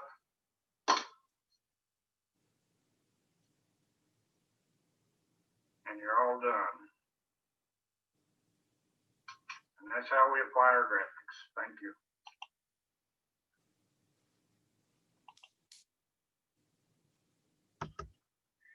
Let's take a look at some customer photos showing our graphic products in use.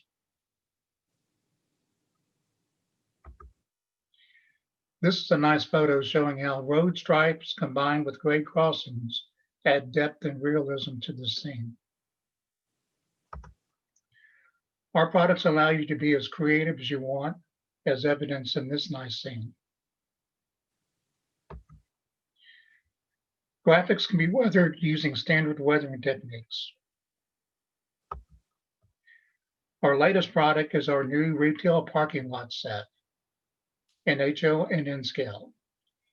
Included in the package are white graphics, white and yellow parking lot stripes, red graphics, red stripes, along with blue handicap graphics. Here's a sample board showing what the parking lot graphic set is included. The parking lot graphics are also available as individual sheets in yellow and white. The parking lot stripes are also available in individual packages in both white and yellow, and are cut to 2 lengths on each page, which can be used as striping along curbs and sidewalks and for striping individual parking spaces. You can use them in any combination to create loading docks, safety zones, etc. Our handicap parking graphics does require the modeler to paint a white area where the graphic is to be applied so that the white will be visible through the graphic cutout. The half sheet of red graphics includes no parking, tow away zone, fire lane, and the half sheet of red stripes are cut long and can be used as warning stripes. We also offer custom LED lighting on scale model vehicles and can work with you to create amazing visual effects. All of our lighting effect modules are from Engineering, a manufacturer of lighting and sound effect modules for scale modelers. Here are a few custom install videos. You notice this is a boom truck with the extended boom on it. It has flashing lights along the side of the truck and extending up to the boom. This is a black unmarked police SUV with flashing lights on the front, the side, the back, and even in the back window.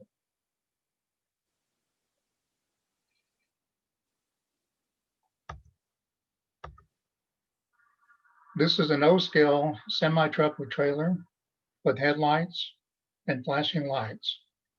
A very nice looking model.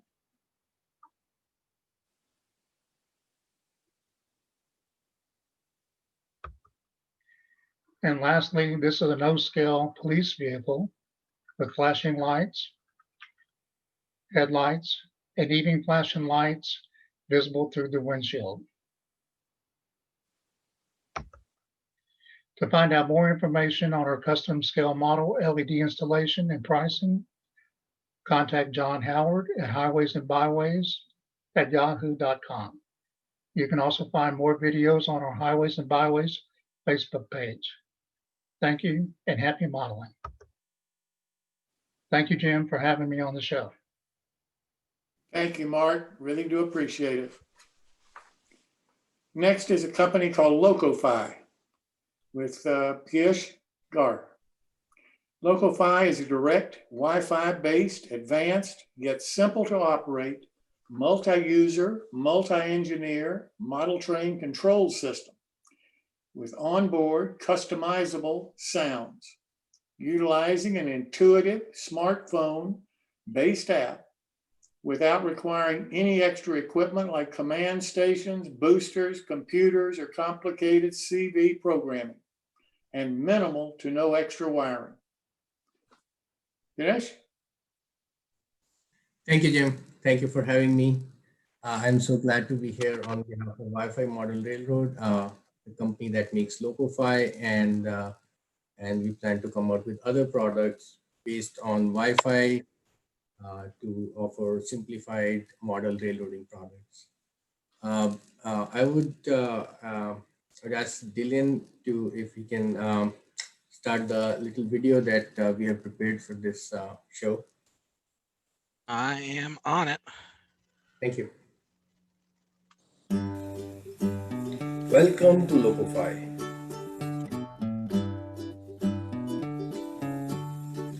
LocoFi is a direct Wi-Fi based, advanced, yet simple to operate multi-user, multi-engineer model train control system with onboard customizable sounds utilizing an intuitive smartphone based app without requiring any extra equipment like command stations, boosters, computers, or complicated CV programming, and minimal to no extra wiring. LocoFi equals locomotive operations simplified. The entire system consists of 4 things: a DC power supply, a smartphone-based app, the LocoFi module, and a really no custom power supplies, boosters, command station. You can run it pretty much that way, if not the minimalist wiring.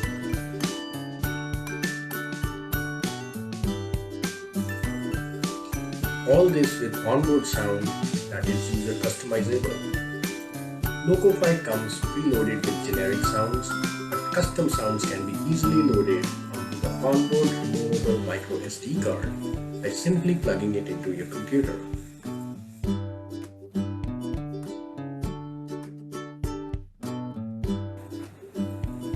No CVs, no programming, period. Easily customize the app or the locomotive with simple touch-based switches and sliders. Or check the health of the locomotive. How about accurate speed reporting?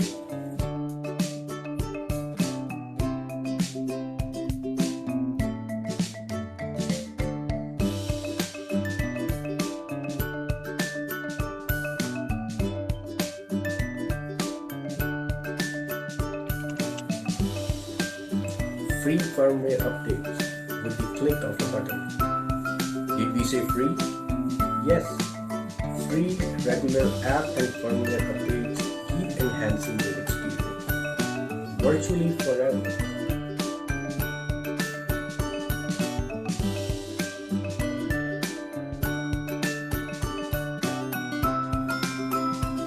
LocoFi is a true multi-engineer, multi-train app.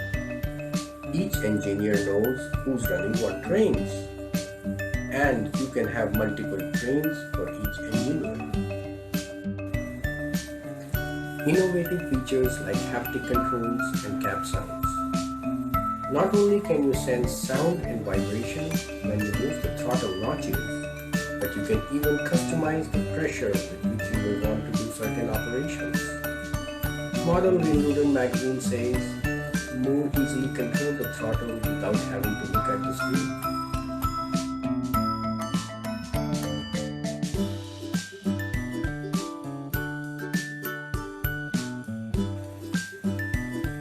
Customers love us too.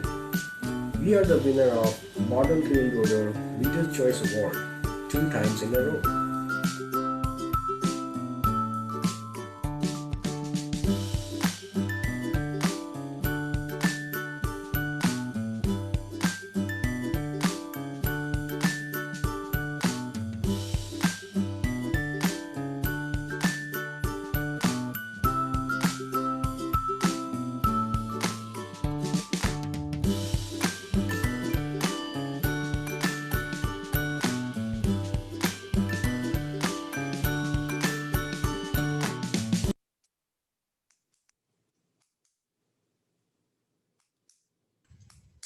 Sorry about any little glitches we had there, but we are back to Piyush.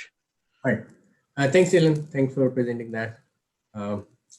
That's pretty much covers it all. As you probably see, it's just a simplified, direct Wi-Fi based model railroad control. And it's simplified because of the new technology that offers us these kinds of options. And of course, underneath, if you look at the module, you would actually find it's a dual microcontroller based module, and there's a lot of complex software programming involved. But on the top, as an end user, it's all very simplistic in nature. It runs on DC layouts, on DCC layouts, and even battery operated layouts. I mean, you can just run it pretty much dead rail. And that's the kind of flexibility that comes with it. And we'll soon be coming out with an API. So if somebody wants to implement their own custom solution, custom apps, anything, I mean, it's just flexible, and it just leads us into this age of Internet of Things. So thank you, Jim. Thank you everyone for having me. Yes, thank you so much for coming today. Paul Estudio, Paper Humans. Paul Sanchez is a product designer from Spain who specializes in paper figures and buildings. He wants to introduce you to his Paper Humans. They're all made with paper and cardboard and produce a 3D shaped paper figure that you can build for your landscape and scenes. They're easy to build, and you can pose the figures in any condition you want to fit perfectly in your diorama. Paul? Well, hello everyone. Thank you for having me. I want to share a short video about what is Paper Human. And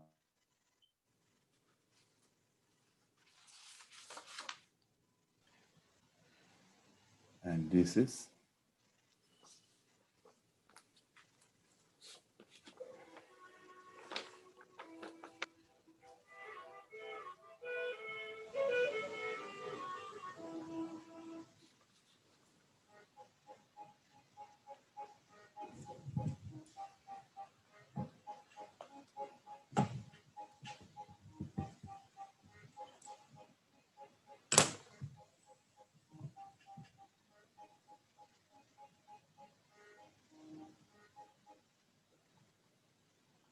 Okay, so let me see how to stop.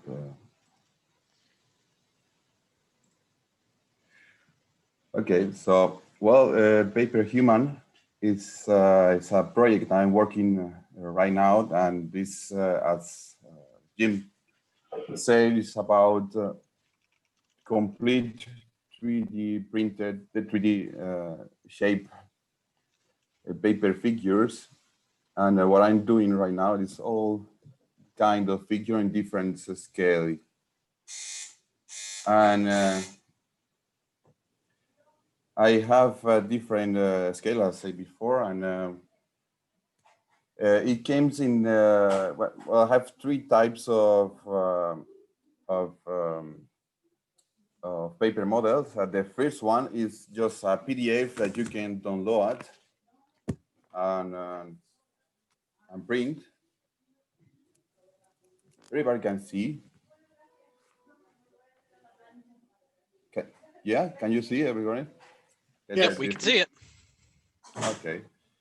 The first version is, as I said, is a PDF you can download, print, and assemble as a normal paper craft.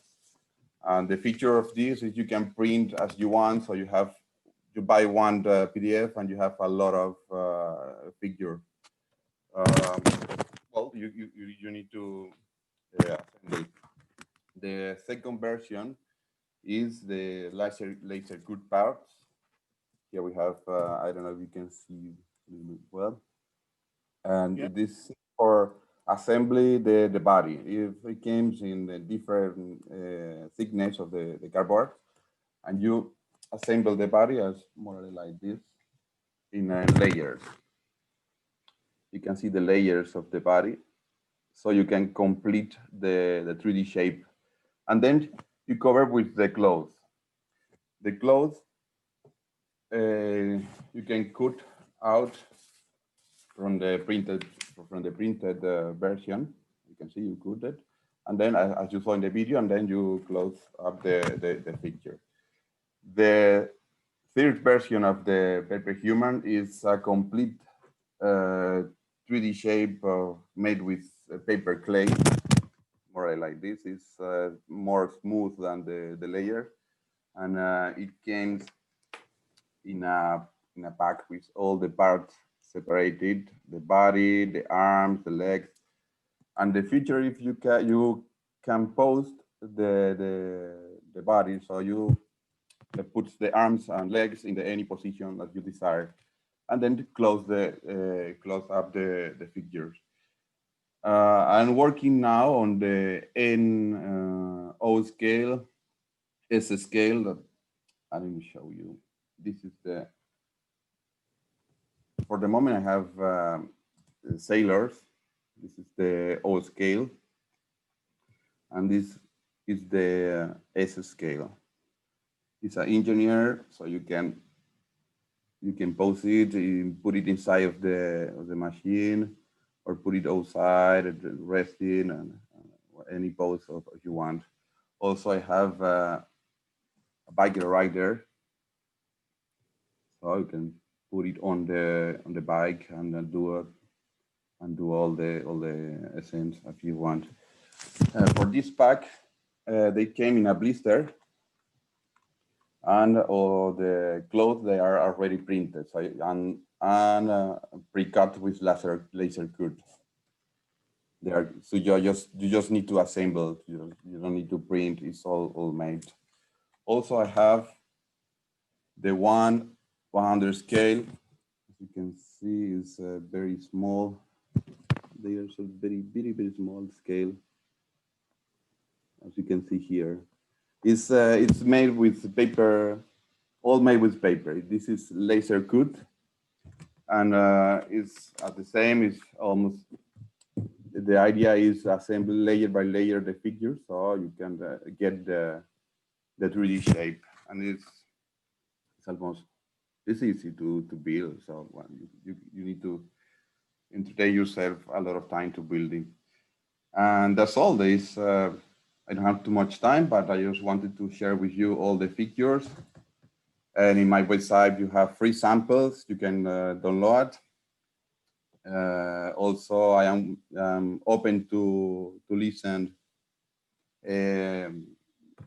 what you need, by example, citizens, ladies or workers, whatever other figure you need. I'm open to listen and build them and send you a free sample so you can test it and put it on the website. So thanks, Jim, for having me, and okay, I'm done. Well, thank you so very much. I appreciate it. Thank you. Next manufacturer is Tin Soldier. John McEwen owns the company for over 40 years. The name Revesco and its founder, John McEwen, have been synonymous with quality, variety, and fair prices. Here, among other products, you will find historical and original S-scale figures, buildings, cars, trucks, and yes, even spooky stuff on their site at tin-soldier.com. John, welcome. Thank you. Wherever ESCO has been around a long time. We advertise that we've been here over 40 years. Well, it's getting on to almost 50 now. We have well over 1,000 items in our catalog. Obviously, not all of them would apply to S-gauge model railroading, but quite a few. We have a little 5-minute presentation here, which we'd like to show you, and we hope you'll enjoy it. I'm looking for it. There it is. That screen dead. Number two. Number two. Okay, number two. You want to take the mouse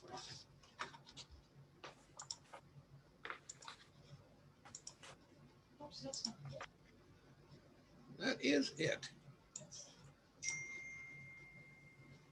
Do a little switching here.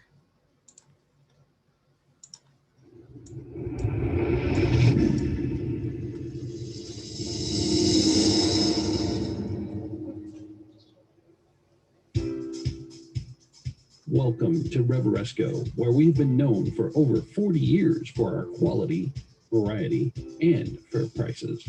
Today, we'd like to introduce you to our line of S-Scale classics that will add flair and individuality to your S-Scale railroad. We offer original figures, buildings, cars, trucks, scenery, and more that will delight you and your wallet. Our 1/64 scale metal figures offer a great opportunity to individualize your layout with non-static figures that are bound to impress your friends. For example, the fireman figures with their action poses and equipment. You can add an authentic action scene to your railway. You can even add a wrecked car that the firemen use the jaws of life on to free trapped passengers. And you can do all of this for an incredibly modest price. Your firemen will be saving lives, while Reveresco will be saving your budget. Now, if you need trenches, we've got you covered there too, or uncovered if you will. You get 5 lively trench diggers in your very own trench. I don't know about you, but that's a deal. Baseball players? Yep, got them too.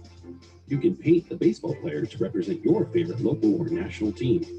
And why not a group of sailors on leave? One is chatting up a lady friend, while the others are seated waiting for the train. They could be a conversation starter for sure. Or does your railway need some surveying done? Then check out our well-equipped survey crew. You get all 5 survey figures, complete with rod, transit, tape, and stakes, all to do a professional job. Now, let's talk real estate. Our 1/64 scale buildings are high quality, full color, printed on cardstock, and they're available in both kit form or digital download to meet your needs. We have historical buildings as well as original designs, a little something for every railroad enthusiast. Our 6-in-1 old stone bank comes with separate signage and symbols to allow you to customize the model, creating the bank of your choice. The historic Chinese Josh House is a replica of the real Josh House that is still standing in the historic district of Weaverville, California. The nostalgic rural gas station comes with a sign and gas pumps for that yesteryear look. The car and figures can be purchased separately to complete the vignette. The Great House is a great find with balconies, courtyards, and a flat roof. It can be used for multiple settings and time periods. You can also purchase additional figures or troops to complement your concept. Now, a few spooky additions to your railroad. The Haunted Garage is one of our most popular models. As we say, it's the last place you'll ever buy gas. Notice the broken windows, the rusted oil cans, gas pumps, Coke machine, and large faded sign that are all included. Now, how's that for a spooky good deal?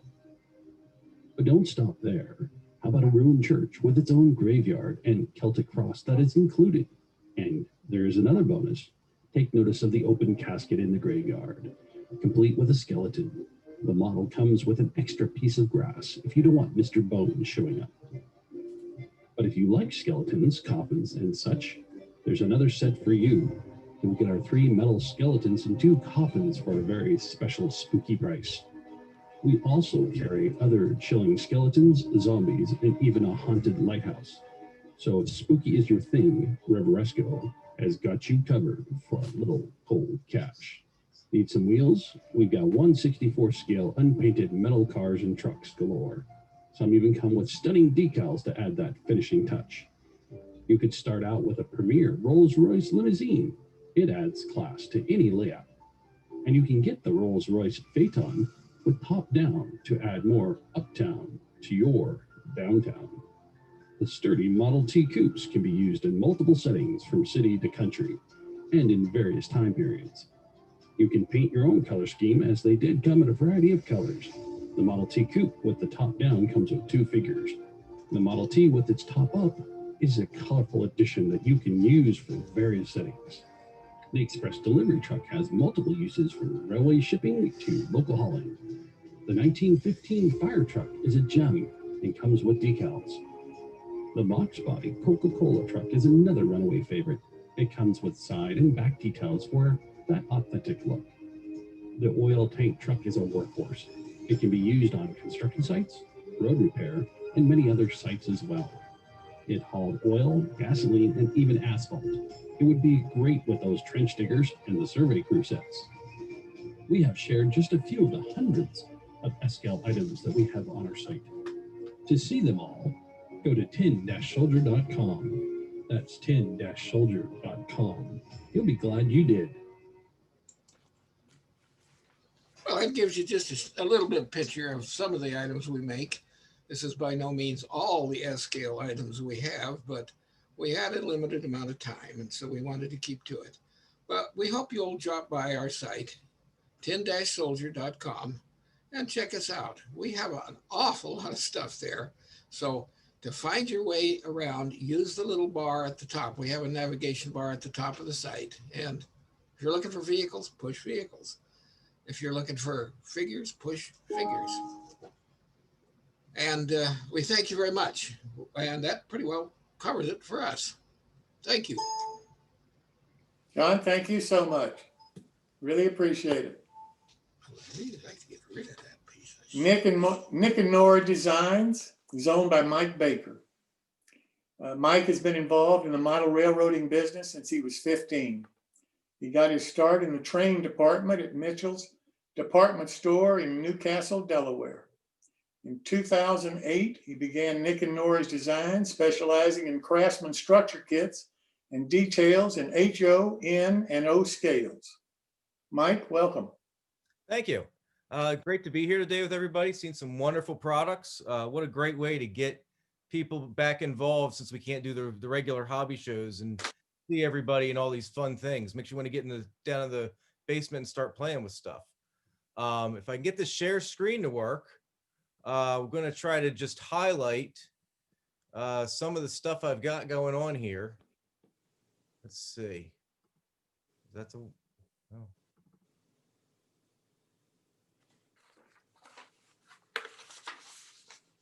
Nope, that didn't want to work.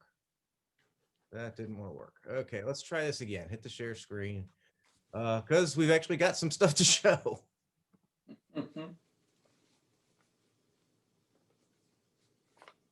Oh, there we go. That's it. Yeah, now we're having an issue on my end. There we go.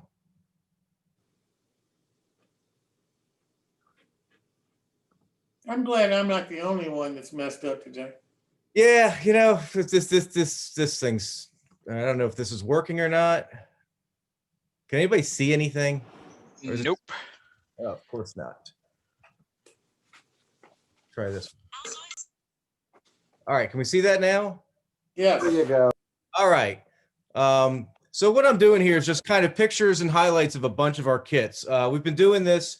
The kit line has been over 12 years. We've got about 35 HO scale kits and 10 in O scale and 10 in N scale. They're all various prototypes. When we started this, we were doing mostly trying to stay mid-Atlantic region because it seems like a lot of Craftsman kit people are very regional to where they are. That didn't last long before we started getting other ideas and breaking outside of our region. But that's our Newcastle house you see there, which is based on something in Newcastle, Delaware, in the city of Old Newcastle. The next one coming up is our Newark house, which is based in Newark, Delaware, which is about right down the road from where I am sitting right now. On top of that, our kits all include fully illustrated instructions with blow-up views, isometrics, diagrams, and then and when applicable, full-size templates to make it easier to build. A lot of our kits do come with either Grant Line or Tissue windows and doors. We have been doing and branching out and doing our own doors and windows when we need them to meet certain prototypes because there's nothing that matches what's out there. Like in our HO scale version of the Haunted House, we use a Tissue window, but for our O scale version of the Haunted House kit, we actually laser cut it to have the same nothing existed.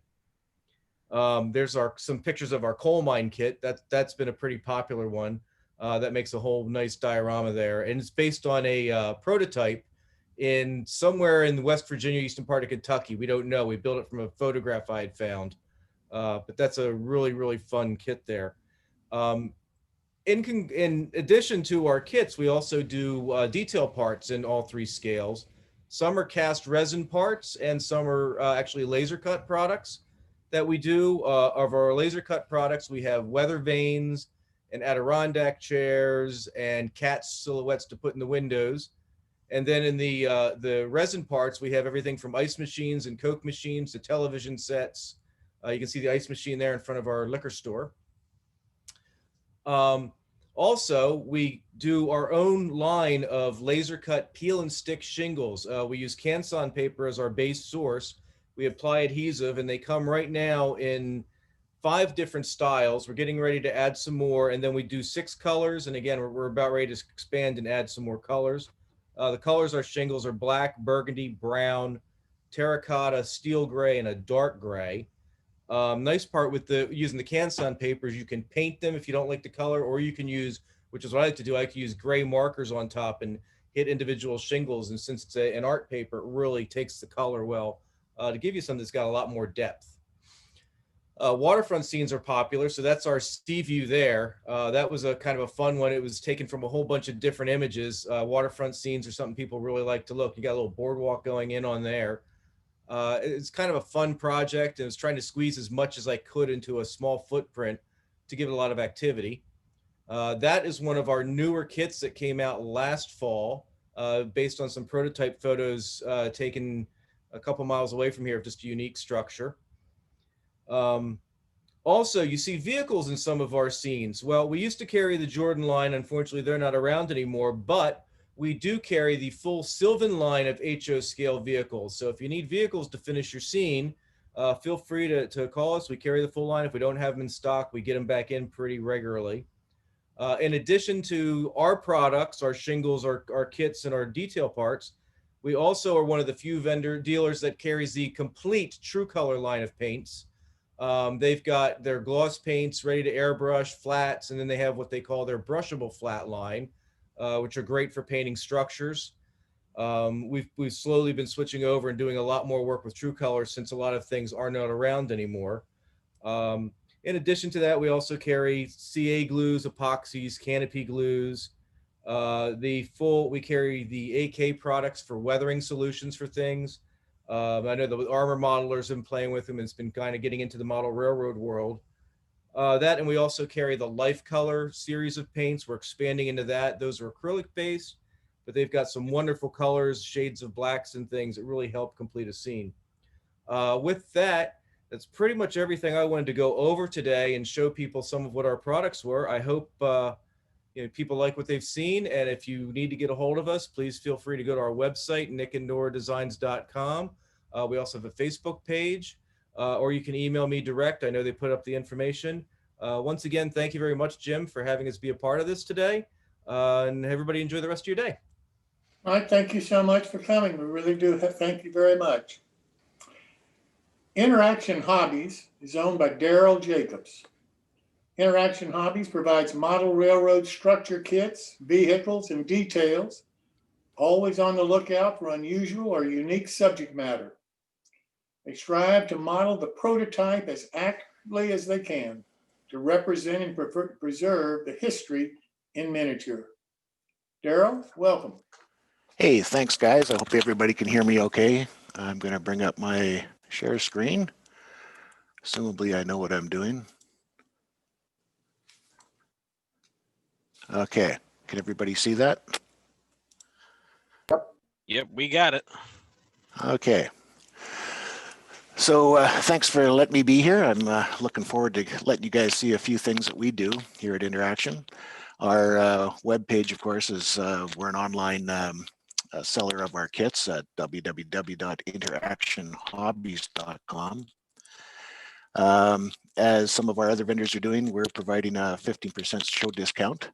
I know a few of you have already ordered some stuff, so just let us know and we'll make sure you get that coupon in there, like to make sure it's in there. So just enter new tracks.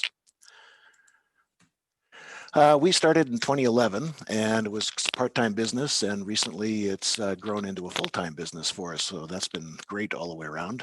We plan to keep it full-time going forward and releasing new kits every month.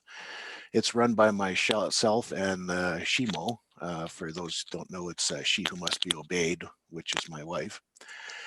She really does most of the laser cutting, and I do most of the creative side. So we're primarily HO, NTT of all things, and O scale, and we're starting to do a bit of S scale as well.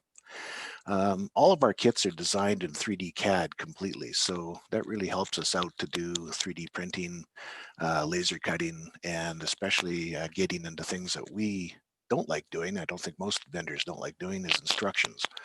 So this really allows us to put together some pretty good detailed instructions all the way around, templates, trying to make some of our more complex models a little less tedious and hopefully more fun to build. So things like this simple little building, you can see the front of the building, how many pieces there are to pull it together.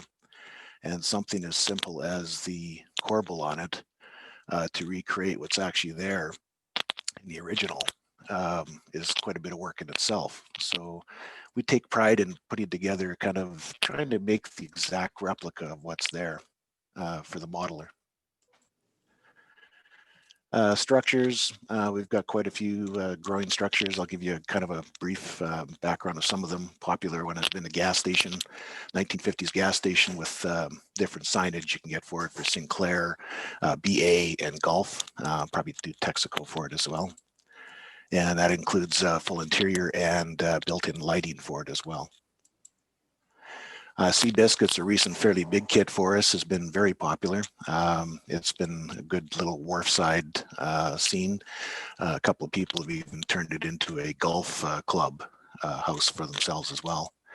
And everything you see in our pictures, and by the way, you can go to our website and there's a section under instructions, and you can download all of our instruction manuals ahead of time to take a look and see what we've got out there, to see if it's something that you want to purchase.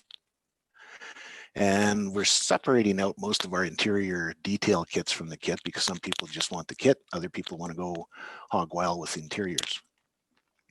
Jacobs Welding is a prototype that was in Edmonton, Alberta, Canada, kind of a 1950s face side building. Tobacco shop, as you can see, and of course we do that in different scales. And even in the N scale one, we still provide a full interior if you're that crazy to actually build that stuff in N scale. The Moonshiner's cabin has an interesting option, which is this rocking chair. I can't really bring up a video for you here, but the rocking chair actually rocks back and forth for your favorite little person that you want to put in that chair. Incidentally, the full interior is the exact replica of the movie from the movie Untouchables with Sean Connery and Kevin Costner, where they interrogate and shoot a few bad guys inside that cabin. So we thought that was a neat little model to make. These portable train stations, where there's about 500 of them across North America that were skidded off trains and delivered where they're needed. And we go right down the detail of a 3D printed doorknob and doorknob plate on them, and as well, full interior. So we do quite a few, we find our boats are fairly popular, so we're starting to do more in that section. We also do some oddball aviation prototypes. This is a helicopter simulator from the 50s. So we've recreated that with an N scale. It's been a pretty popular conversation piece for some of the N scalers out there. Our probably most popular boat has been the Sternwheeler in HO. We also do that kit in N scale, and we're going to be coming out with that in O scale as well. Then our vehicles. Since the shutdown of Jordan, we were making a few Jordan conversion kits. And since then, we've actually turned those into a line of full kits, plus oddball prototypes that we like this 1905 electric moving van. So there's our HO scale full kits. They're made mostly of laser board and 3D printed details. And then we did the same kits in O scale. And since we put those out, I think O scalers know who we are now. As we say, we like unusual stuff, so we did this little prototype of a Sharpie's picture that I found, and it's a vehicle that went around actually from North America and shipped to Europe to get people to come to North America and immigrate and populate the prairies. The taco truck, Another great little kit, right down to the condiments in HO scale.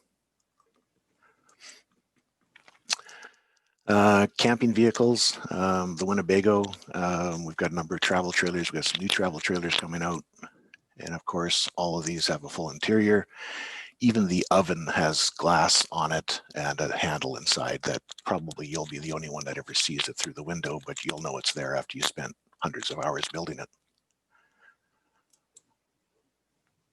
So details, we do a number of 3D printed and laser cut details. This little gas meter is in HO scale. And if you actually zoom in on it enough, our printer actually picks up the screw heads that are on the regulator head. So just a smattering of our detail kits that we have out there. Most of these are laser board. We've got some videos online on our YouTube page as well that show you how to build some of our stuff and give you some ideas. What's around desks, chairs. This hoarder's kit, of course, I had to take advantage of the COVID situation and exploit it like all good people would do. Not to make fun of it, but it's been popular. So you got everything you need from hand sanitizer to N95 masks and toilet paper. And if that doesn't work, the Ark of the Covenant, you can use it to smote the virus directly. Manhole covers and drains. We also carry a few of the tools that we really like. I'm not really trying to pick up a tool business, but I really found these sprue cutters to be fantastic for nipping off bits of balsa and bits of wood, so your trusses and things. And we just like to carry a few of those. So what have we got coming out in development this fall? We're going to have this in O scale. It'll be fully animated options of a paddle wheel that moves, some engineering specialized sound kits that we've had custom designed for us, and full detailed engines and boilers and lights and things like that. Also, we've got a few new things coming out in N scale, wrong side of the tracks as we call it. So that we've got a strip club with a full interior. Also, the Giordano's Grocery is based on BC Growers building in British Columbia. One that's about to come out is the Shaki Machine Works, which happened to be the company that built the engines for the CR Lam. So we had to continue that. That's a building that's long gone in Westminster, British Columbia, but it looks pretty good in just about any North American model. And we do that in to allow you to do multiple configurations on what might work on your particular layout. The warehouse district, which is probably going to be one of my favorite scenes. This particular scene was from a movie that inspired me to get into model railroading in the first place. And if any of you remember it, it's the introduction scene from the movie The Sting with Robin Redford and Paul Newman. So that we're doing the whole block where that was filmed, and the buildings, some of the buildings still stand in Pasadena, California. So thanks for letting me introduce you to some of our kits. Please take advantage of taking a look at our website. And if nothing else, just download some of those instructions. It'll give you some good ideas and of different building concepts for you to work from. Thanks a lot. Carol, thank you so much. Really do appreciate you being here today. Thank you. Let me go back now to Evan Designs. Dave Jamerson from Evan Design has been working with LEDs for over 15 years. Evan Design, located in Colorado, sells LEDs to customers all over the world. They specialize in lights for hobbies and have a line of LEDs that are targeted for the model train market. Dave, welcome.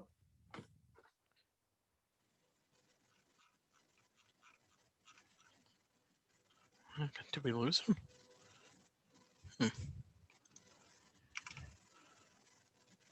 He's muted. Hold on, let me see if we can do that. David, can you hear us now? Just trying to see if what's going on. I can't find him in gallery. Oh, here we go. Can you hear me? Yep, we can hear you now. I can't see my slide. Let me put it up now. I just wanted to make sure we got you working first. I'll tell you when I can see it. All right, screen share is up. I I see something that says Dylan has started screen sharing. Hopefully that will resolve. Yeah, give it just a second. Just let me know when you can see it. It just says my internet connection is unstable. Let me see. Yeah, I think everyone else can see it. Let's see if I can go from memory. Well, actually, I have a copy of it on my computer, so let me switch over to that, and then you can hear me, then everything is okay. Yep, and you just tell me when you need me to switch slides, and we'll switch slides. Okay. Okay. Let's see. Yeah, well, why don't we switch slides if you're on the first one? The next one should say lighting your models and trains, right? Yep, we are on it. Okay, good. Okay, we have a line of LEDs that are designed for the model trains. If treated right, a LED will last 10 years with, continuously lit.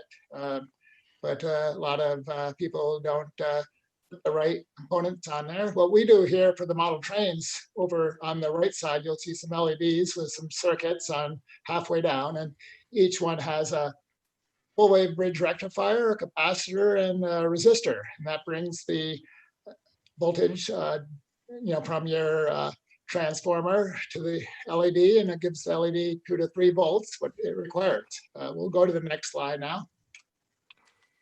Alrighty. And we're just some of the attributes of the LEDs. They, if you're using batteries, you don't use them too quickly. The LEDs don't get hot, and although they last 10 years, if continuously lit, we'll give a 2-year warranty. Next slide.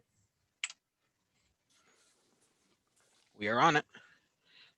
Okay, we have a variety of colors in our LEDs, and new this year we have a few more. So that should provide what you need for your lightings. Next slide. All right. And we have a good 8 different sizes, and new coming up is a new size that's not on here. It's called Becca, and it will be a bright one that's halfway between this 3 millimeter and 5 millimeter on this page. Now the ones that are square on this page are they're surface mount LEDs, and they provide a wide angle of light spread. So they're the ones to choose if you're going to light up the interior of your building. And then the bulb style that a lot of people are more familiar with on the right side, the 5 millimeter, 3 millimeter, and the 1.8, they provide more directional lighting. So they're great for lighting up, headlights, or if you have spotlights, or if you're lighting up characters, from a distance in your diorama. Now, any of our colors and sizes are available in 3 different flash rates, as well as steady lit, and breathing, flickering, and asynchronous. So if you had a place that you needed 4 LEDs that either flash at the same time or breathe at the same time, then you would get the synchronous in whatever color and size you want. Next slide. All right, we're on it. And these are just some of the more popular kits for the model railroaders. And these come in a variety of sizes. So, well, this one isn't animated, but if you had a welding scene like the one on the right, if you had, a lot of times, in a larger scale, you'll use the bulb size that is a bigger one, but you hide the bulb so you see the reflected light of the welding effect. And if you go down to the smallest size using like the 1 millimeter LEDs, then you can locate them at a person's torch and you won't see the actual LED, you'll just see the light generated from it. Next slide. On it. And just a few of the kits. The left kit is our most popular one with some projects that you need a small LED or a battery unit. We have the same one with a flashing red for end of train, and that's coin cell that you see usually fits in a boxcar down at end scale. And on the right, these are popular ones at Christmas time that, you either decorate trees or in this case, a parking lot.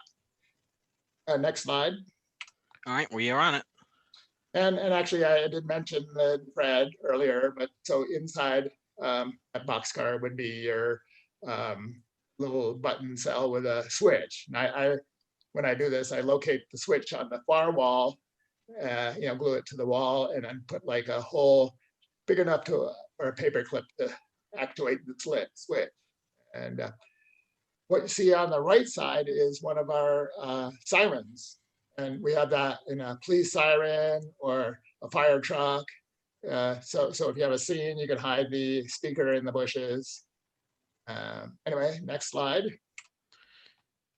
We are on the gooseneck lights. Yeah, okay. That gooseneck is quite popular. We have this in HO and they're, to scale. And then there's a little escutcheon that you can slide, so you can have the lamp as far out as you want above your door or above your coffee shop. These come in either with the universal lights, which are the 7 to 19 AC/DC ones or 3 volt.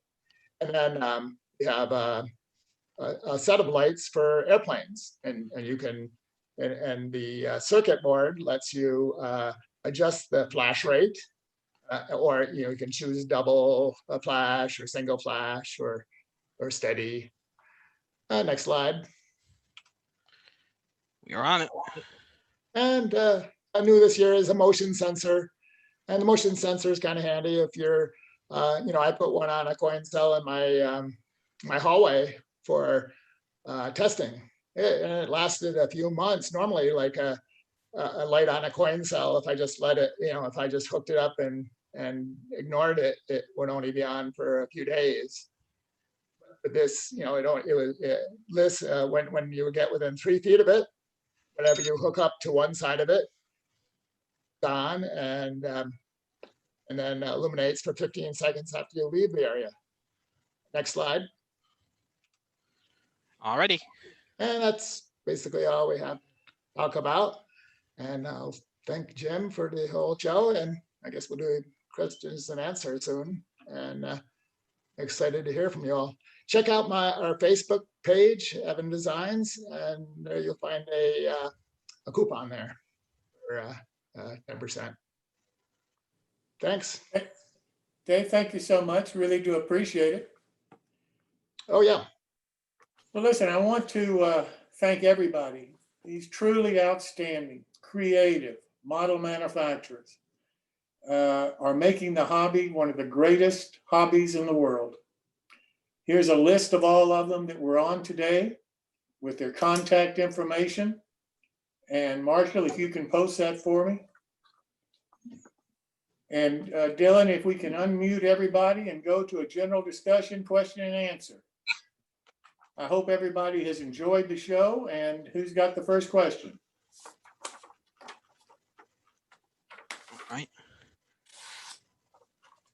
Alrighty, so looks like we're gonna I can't manually unmute people. So if you guys have a question, feel free to, unmute yourselves. There is a mute button that in the bottom corner.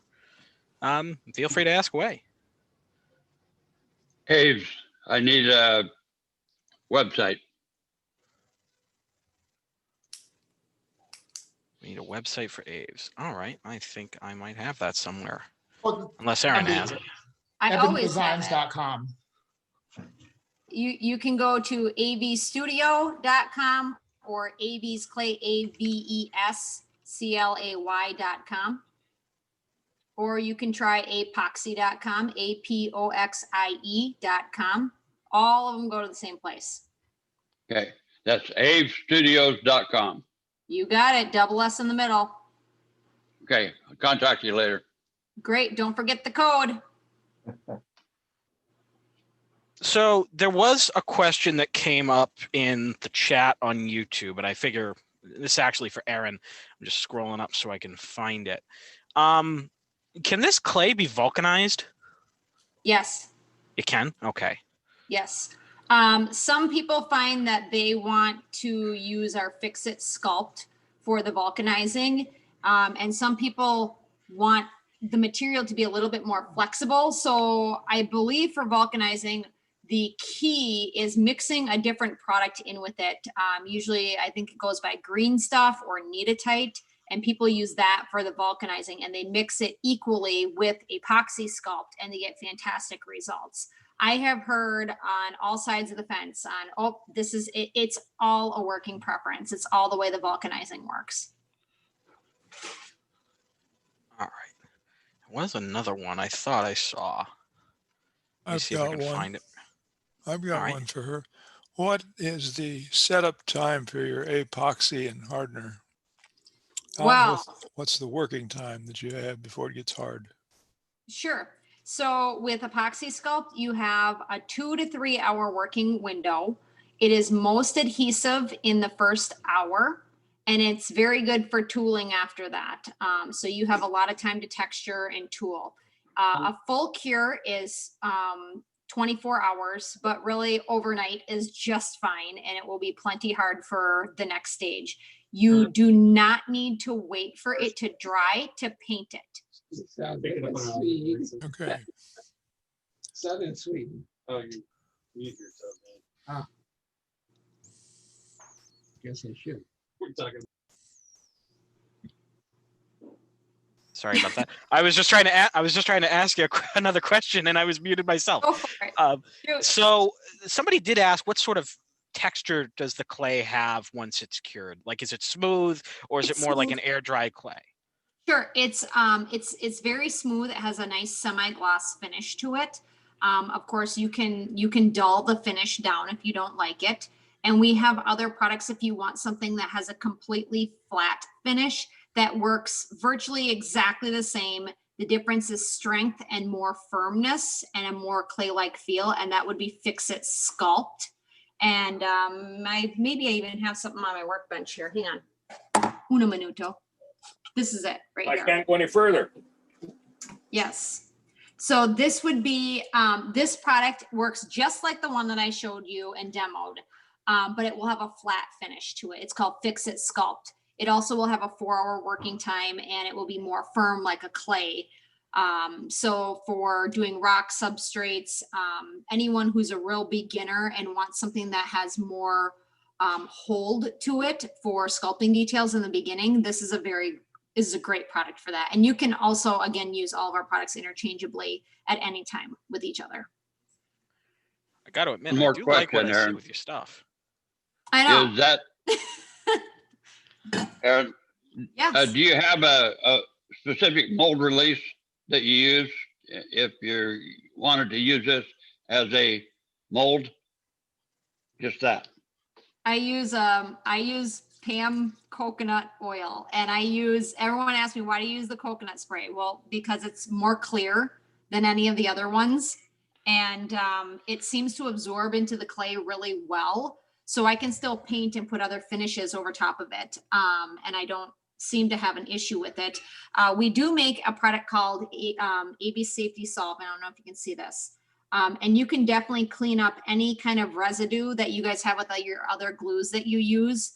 And the AB's Epoxy Sculpt, and or if you have a surface that you've put some kind of a mold release on and you want to take that off, the AB Safety Solvent is really fantastic for that. Any kind of general mold release will work though too. So you might already have something that works. Thank you. You're welcome. I have a question. Mike Baker at Nick and Nora. Yeah. When you were showing all your structures, one that really caught my eye was the Hartley Wright, and I forget what the rest of it was. It's the Hartley Wright Sign Company. Okay, yeah, and it almost looked like there was another building behind it. Is that all part of it, or was that as another structure? It's all one. The building behind is all done out of corrugated material. I mean, it's basswood, but it's corrugated basswood, and that was painted kind of a gray-blue color. And then all the structures on top are all kind of tab and slot into that, because it was the prototype. I can't even remember what it was. It was just a building we had found on a drive one day, and we stopped and we photographed it, because it's just one of these things that have been cobbled on over the years, and it just looked fascinating. So yeah, it's that big bay garage in the back, and then all the stuff in the front. And to make it fit, we did a lot of tab and slot in that, so everything fits together. Thank you. Welcome.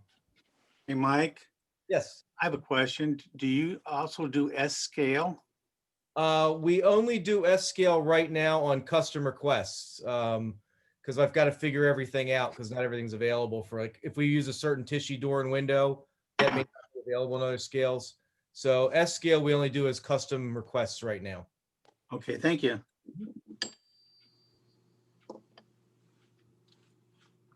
Daryl, I've got a question for you. The cars that you showed, the early 1930s vehicles with the spoke tires and wheels, do you sell the tires and wheels separate?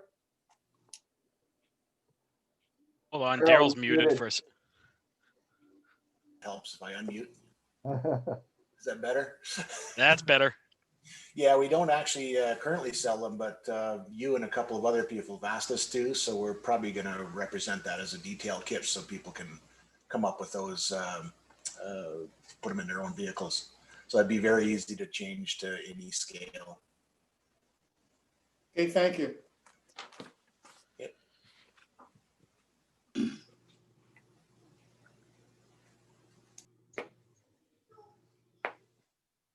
Okay, I've got one for everybody. It's not really a question, but it's more of a shout out to everyone. Gentlemen and lady, thank you so much for doing this. It was awesome.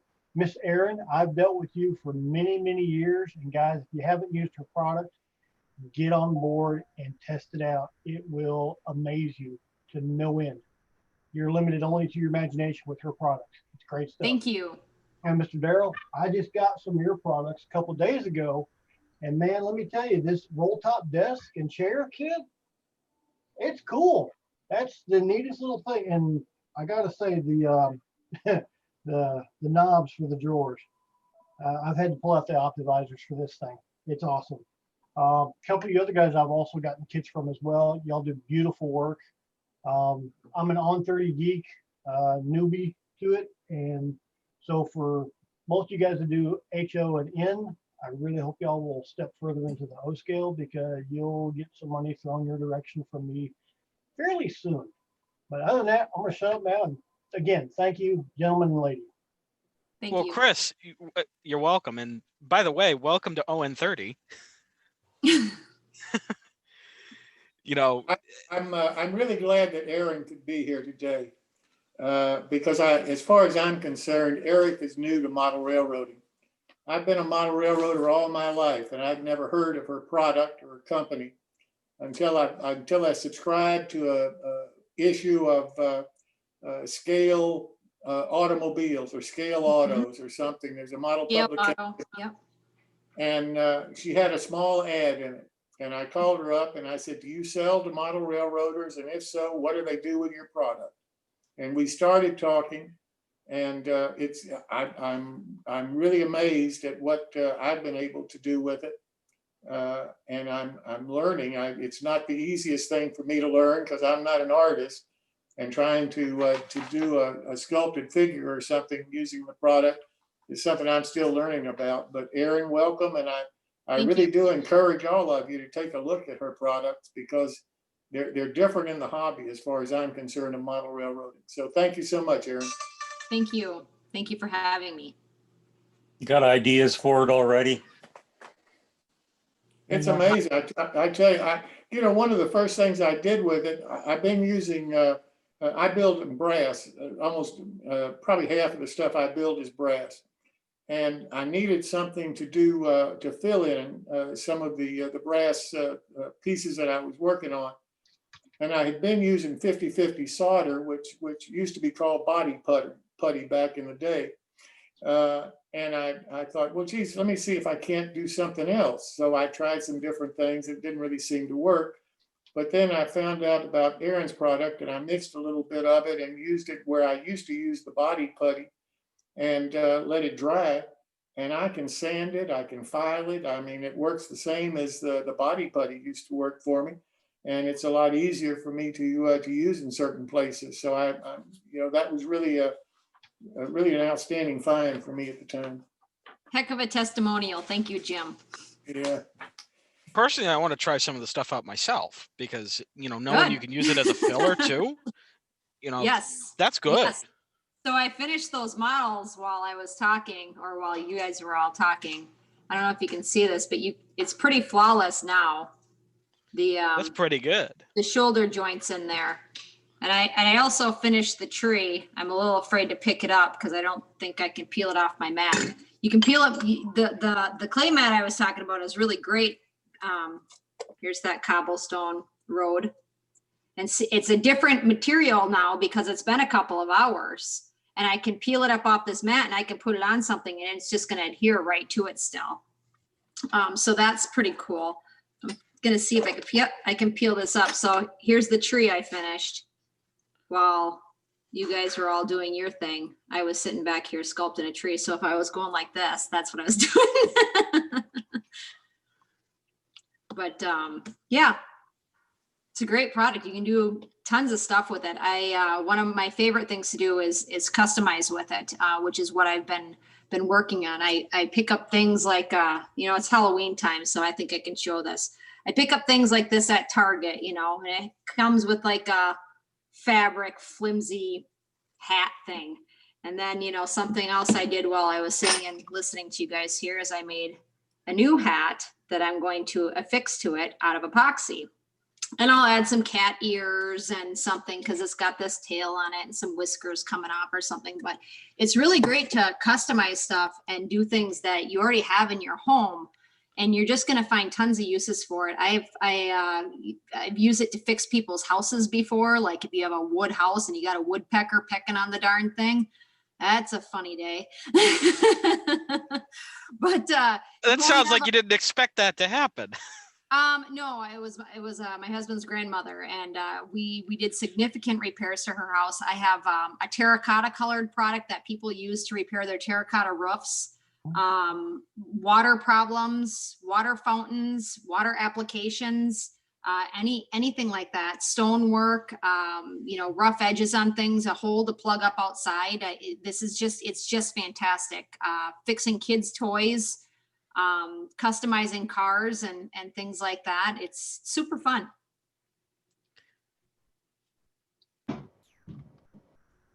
There's not a whole lot I found that you can't do with it. Well, we'd have to see if it would fix a space shuttle, I guess. It will fix a space shuttle. It really will. Hey, Dylan, you were talking about it being used as a filler. I can attest to Aaron's product being used to fix a filler. I recently moved last year, and in the process, one of my 1/6 scale figures got pretty much destroyed. I rematched the color for the skin tone, used the A's epoxy to fix the chips that were in the arms and legs and the neck, and now you can't even tell it was ever broke. That's awesome. It works. It's good stuff. Yeah. Once you try it, you got to give yourself some patience the first time you use it. And oh, hold on, Aaron, we just lost your video. Uh-oh. I think we lost her completely. Yeah, it looks like it. That happened to me once. Ouch. You just get kicked out. Maybe NASA called her on that fixing the space shuttle thing. It's the internet gods. Hey, so David, this is not a general product, but it's very specific. So in O scale, I need to put some lights on the lights on a boat, the red and green marker lights and some white lights. And I was looking at the LEDs that you have. Which size would be good for that? You go as small as you can, or they're gonna be about 8 inches. I may think about a circle 8 inches diameter in O scale. So that's about, 0.18, 0.15 inches in diameter. So, something. Yeah, what I would use is for the O scale on the boat is either the nano or the chip size. And these, those are the surface mount LEDs, and they give the wide angle light spread. And yeah, we've had a number of other boat modelers doing exactly what you're doing.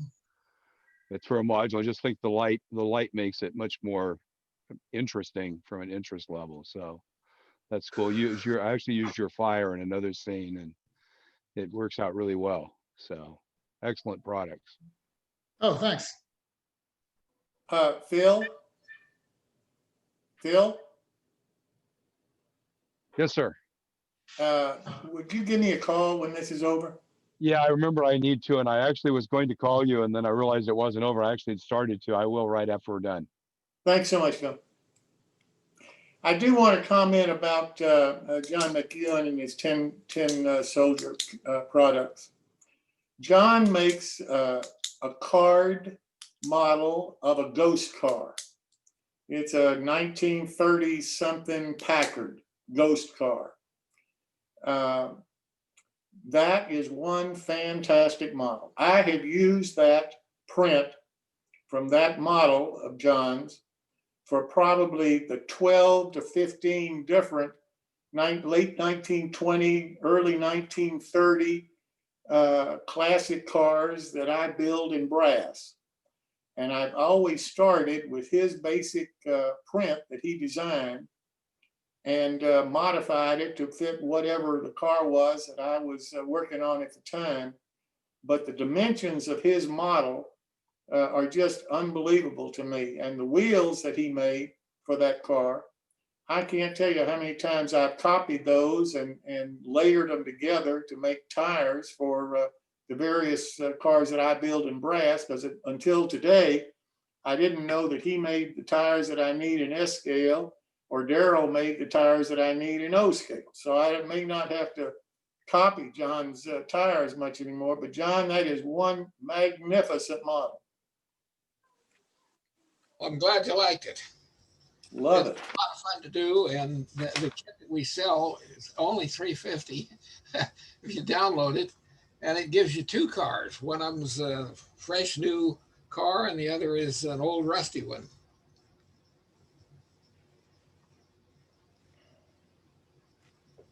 I've got a question for Locofy. On the on your website, and I'm sorry if you talked about this, helping run the show.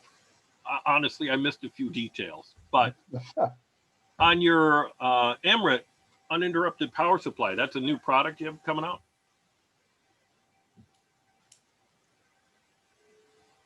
Can you hear me? He's on mute. That's okay. I found my way back in, so we're okay.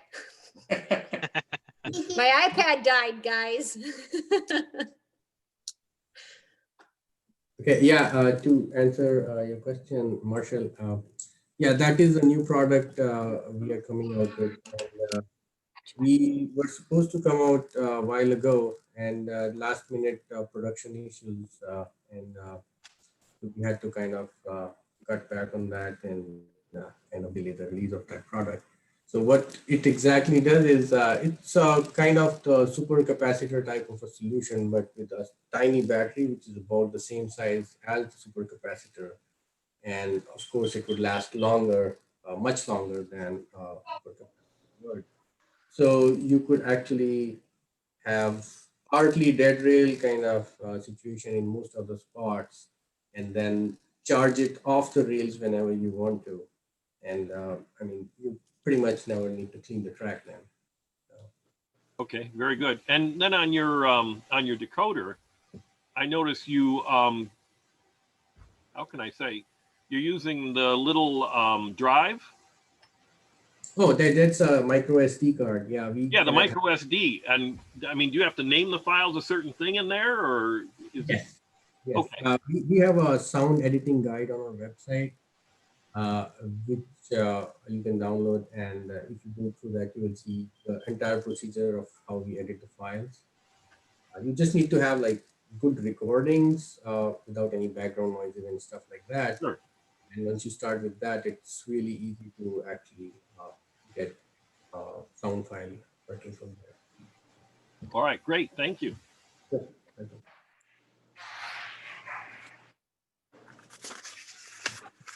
Something for Scale Sound Systems. Yeah, go ahead. The you were talking a lot about the speakers for locomotives, et cetera, et cetera. Do you have them specifically very small ones for buildings that you can put in buildings? Yeah, a lot of my speakers do get used in layout sound. I am currently working on development of a few systems using Pricom Dream Players. I'm working with Fanasonics and Pricom, and Iowa Scaled Engineering is also developing new sound modules, and I've designed some speakers for them that are going to be coming out. So layout sound is a growing segment. Realistic layout sound is a growing segment among modelers, and I am involved with all of the main people, all the main players in that realm already. And so yeah, just because my speakers are designed to be installed in locomotives, the generic sizes, All right, buddy. they can be put anywhere you want to put it. So, you can literally fit some of them in like relay boxes or crossing shanties or water towers. You can stick them all kinds of little places, hide them in bushes if you want. So they would work with ITT, for example. What's ITT? They have little sound modules. They don't come with speakers. Oh, okay. They expect 8 ohm. They expect 8 ohms. As long as you're an 8 ohm speaker, I think you're fine. Yeah, all of my speakers are 8 ohm, 1 watt. So some of them, I have a new speaker that's coming out that's going to be a little bit higher power. And there's all kinds of developments in the works. But in addition to the locomotive, the DCC sound stuff, layout sound is there's a lot in the works with that right now. That's good. Thanks. Yeah, thank you. JT, do you sell the sound system with the speaker or just the speaker? I mean, I sell just the speakers, but I am a dealer for Soundtrax, ESU, and TCS. So you can buy any of their products along with my speakers should you need a sound decoder to go with it. And another Rail Pro is another popular decoder that people use with my speakers. I'm not a dealer for them yet, but I may become one in the future. Another way to go through that, JT, would be if anybody's good with Arduino. You can grab a sound module and make your own cards and your own sounds and have an output with that. Also, absolutely, yeah. If you're interested, actually, I did one with Raspberry Pi. Raspberry Pi is really easy with audio files.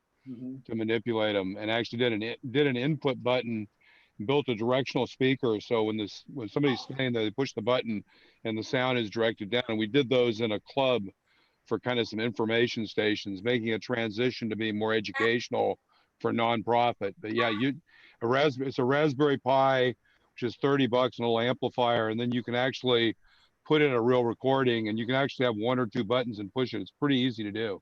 Yeah, those are fantastic devices. I'm not actually involved too much on the driver end of things, the sound player and the power amp kind of thing.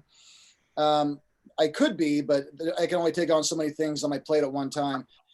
A lot of the things that like Iowa Scaled Engineering is doing is and they might even be Pi based. I'm not sure. Those guys are electrical engineers, so they've got crazy, circuit designs, but they're the ones who built the Proto Throttle, if anyone is familiar with that.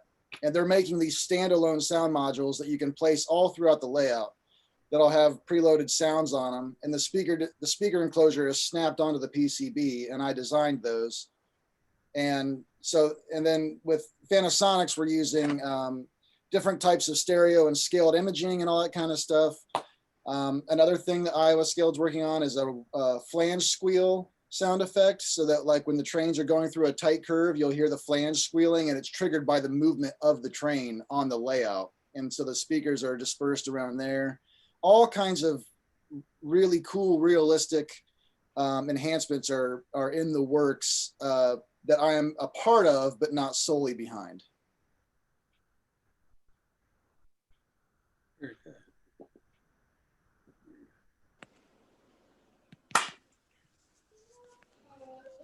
Anybody have anything else?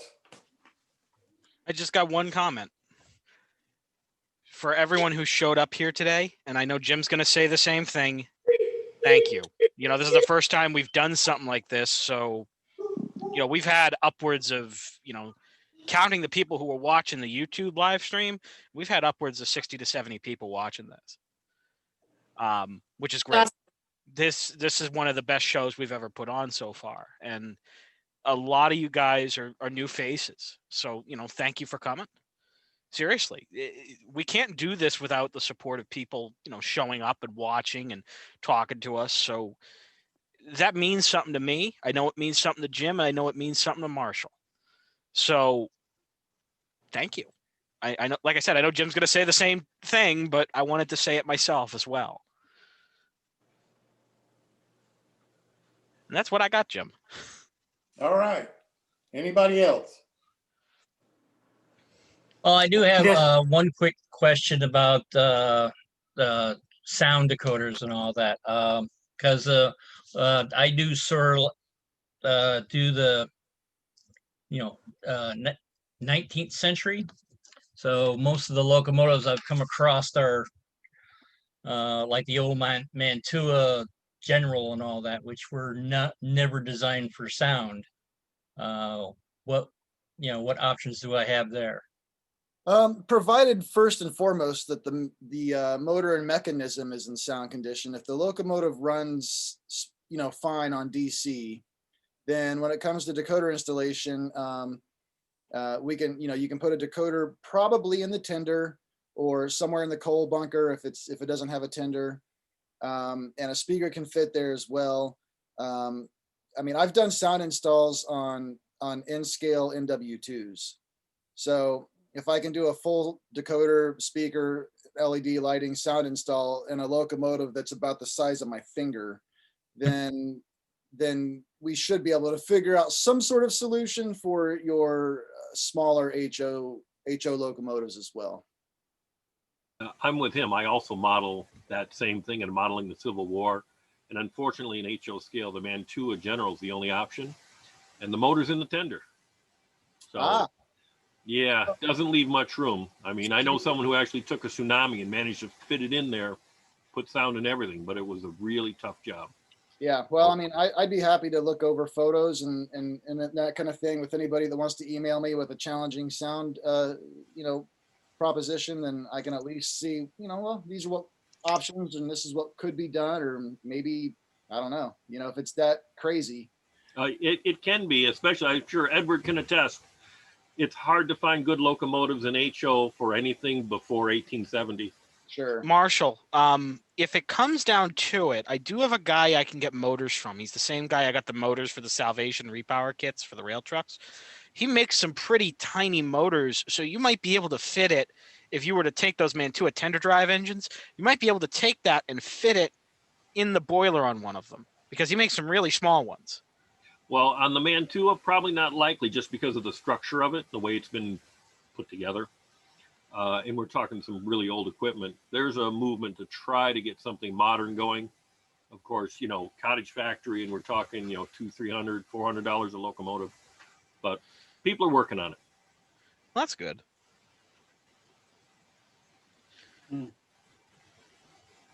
Anyone else? Well, gentlemen, lady, thank you so much for today. We can't thank you enough. We really appreciate it. If any of you have any suggestions or comments about our future shows, please let us know. You can send me a comment on my Facebook page, Jim Kello MMR, through Messenger. And I'd really like to hear from you with any ideas about how we can improve our shows and make them better for you.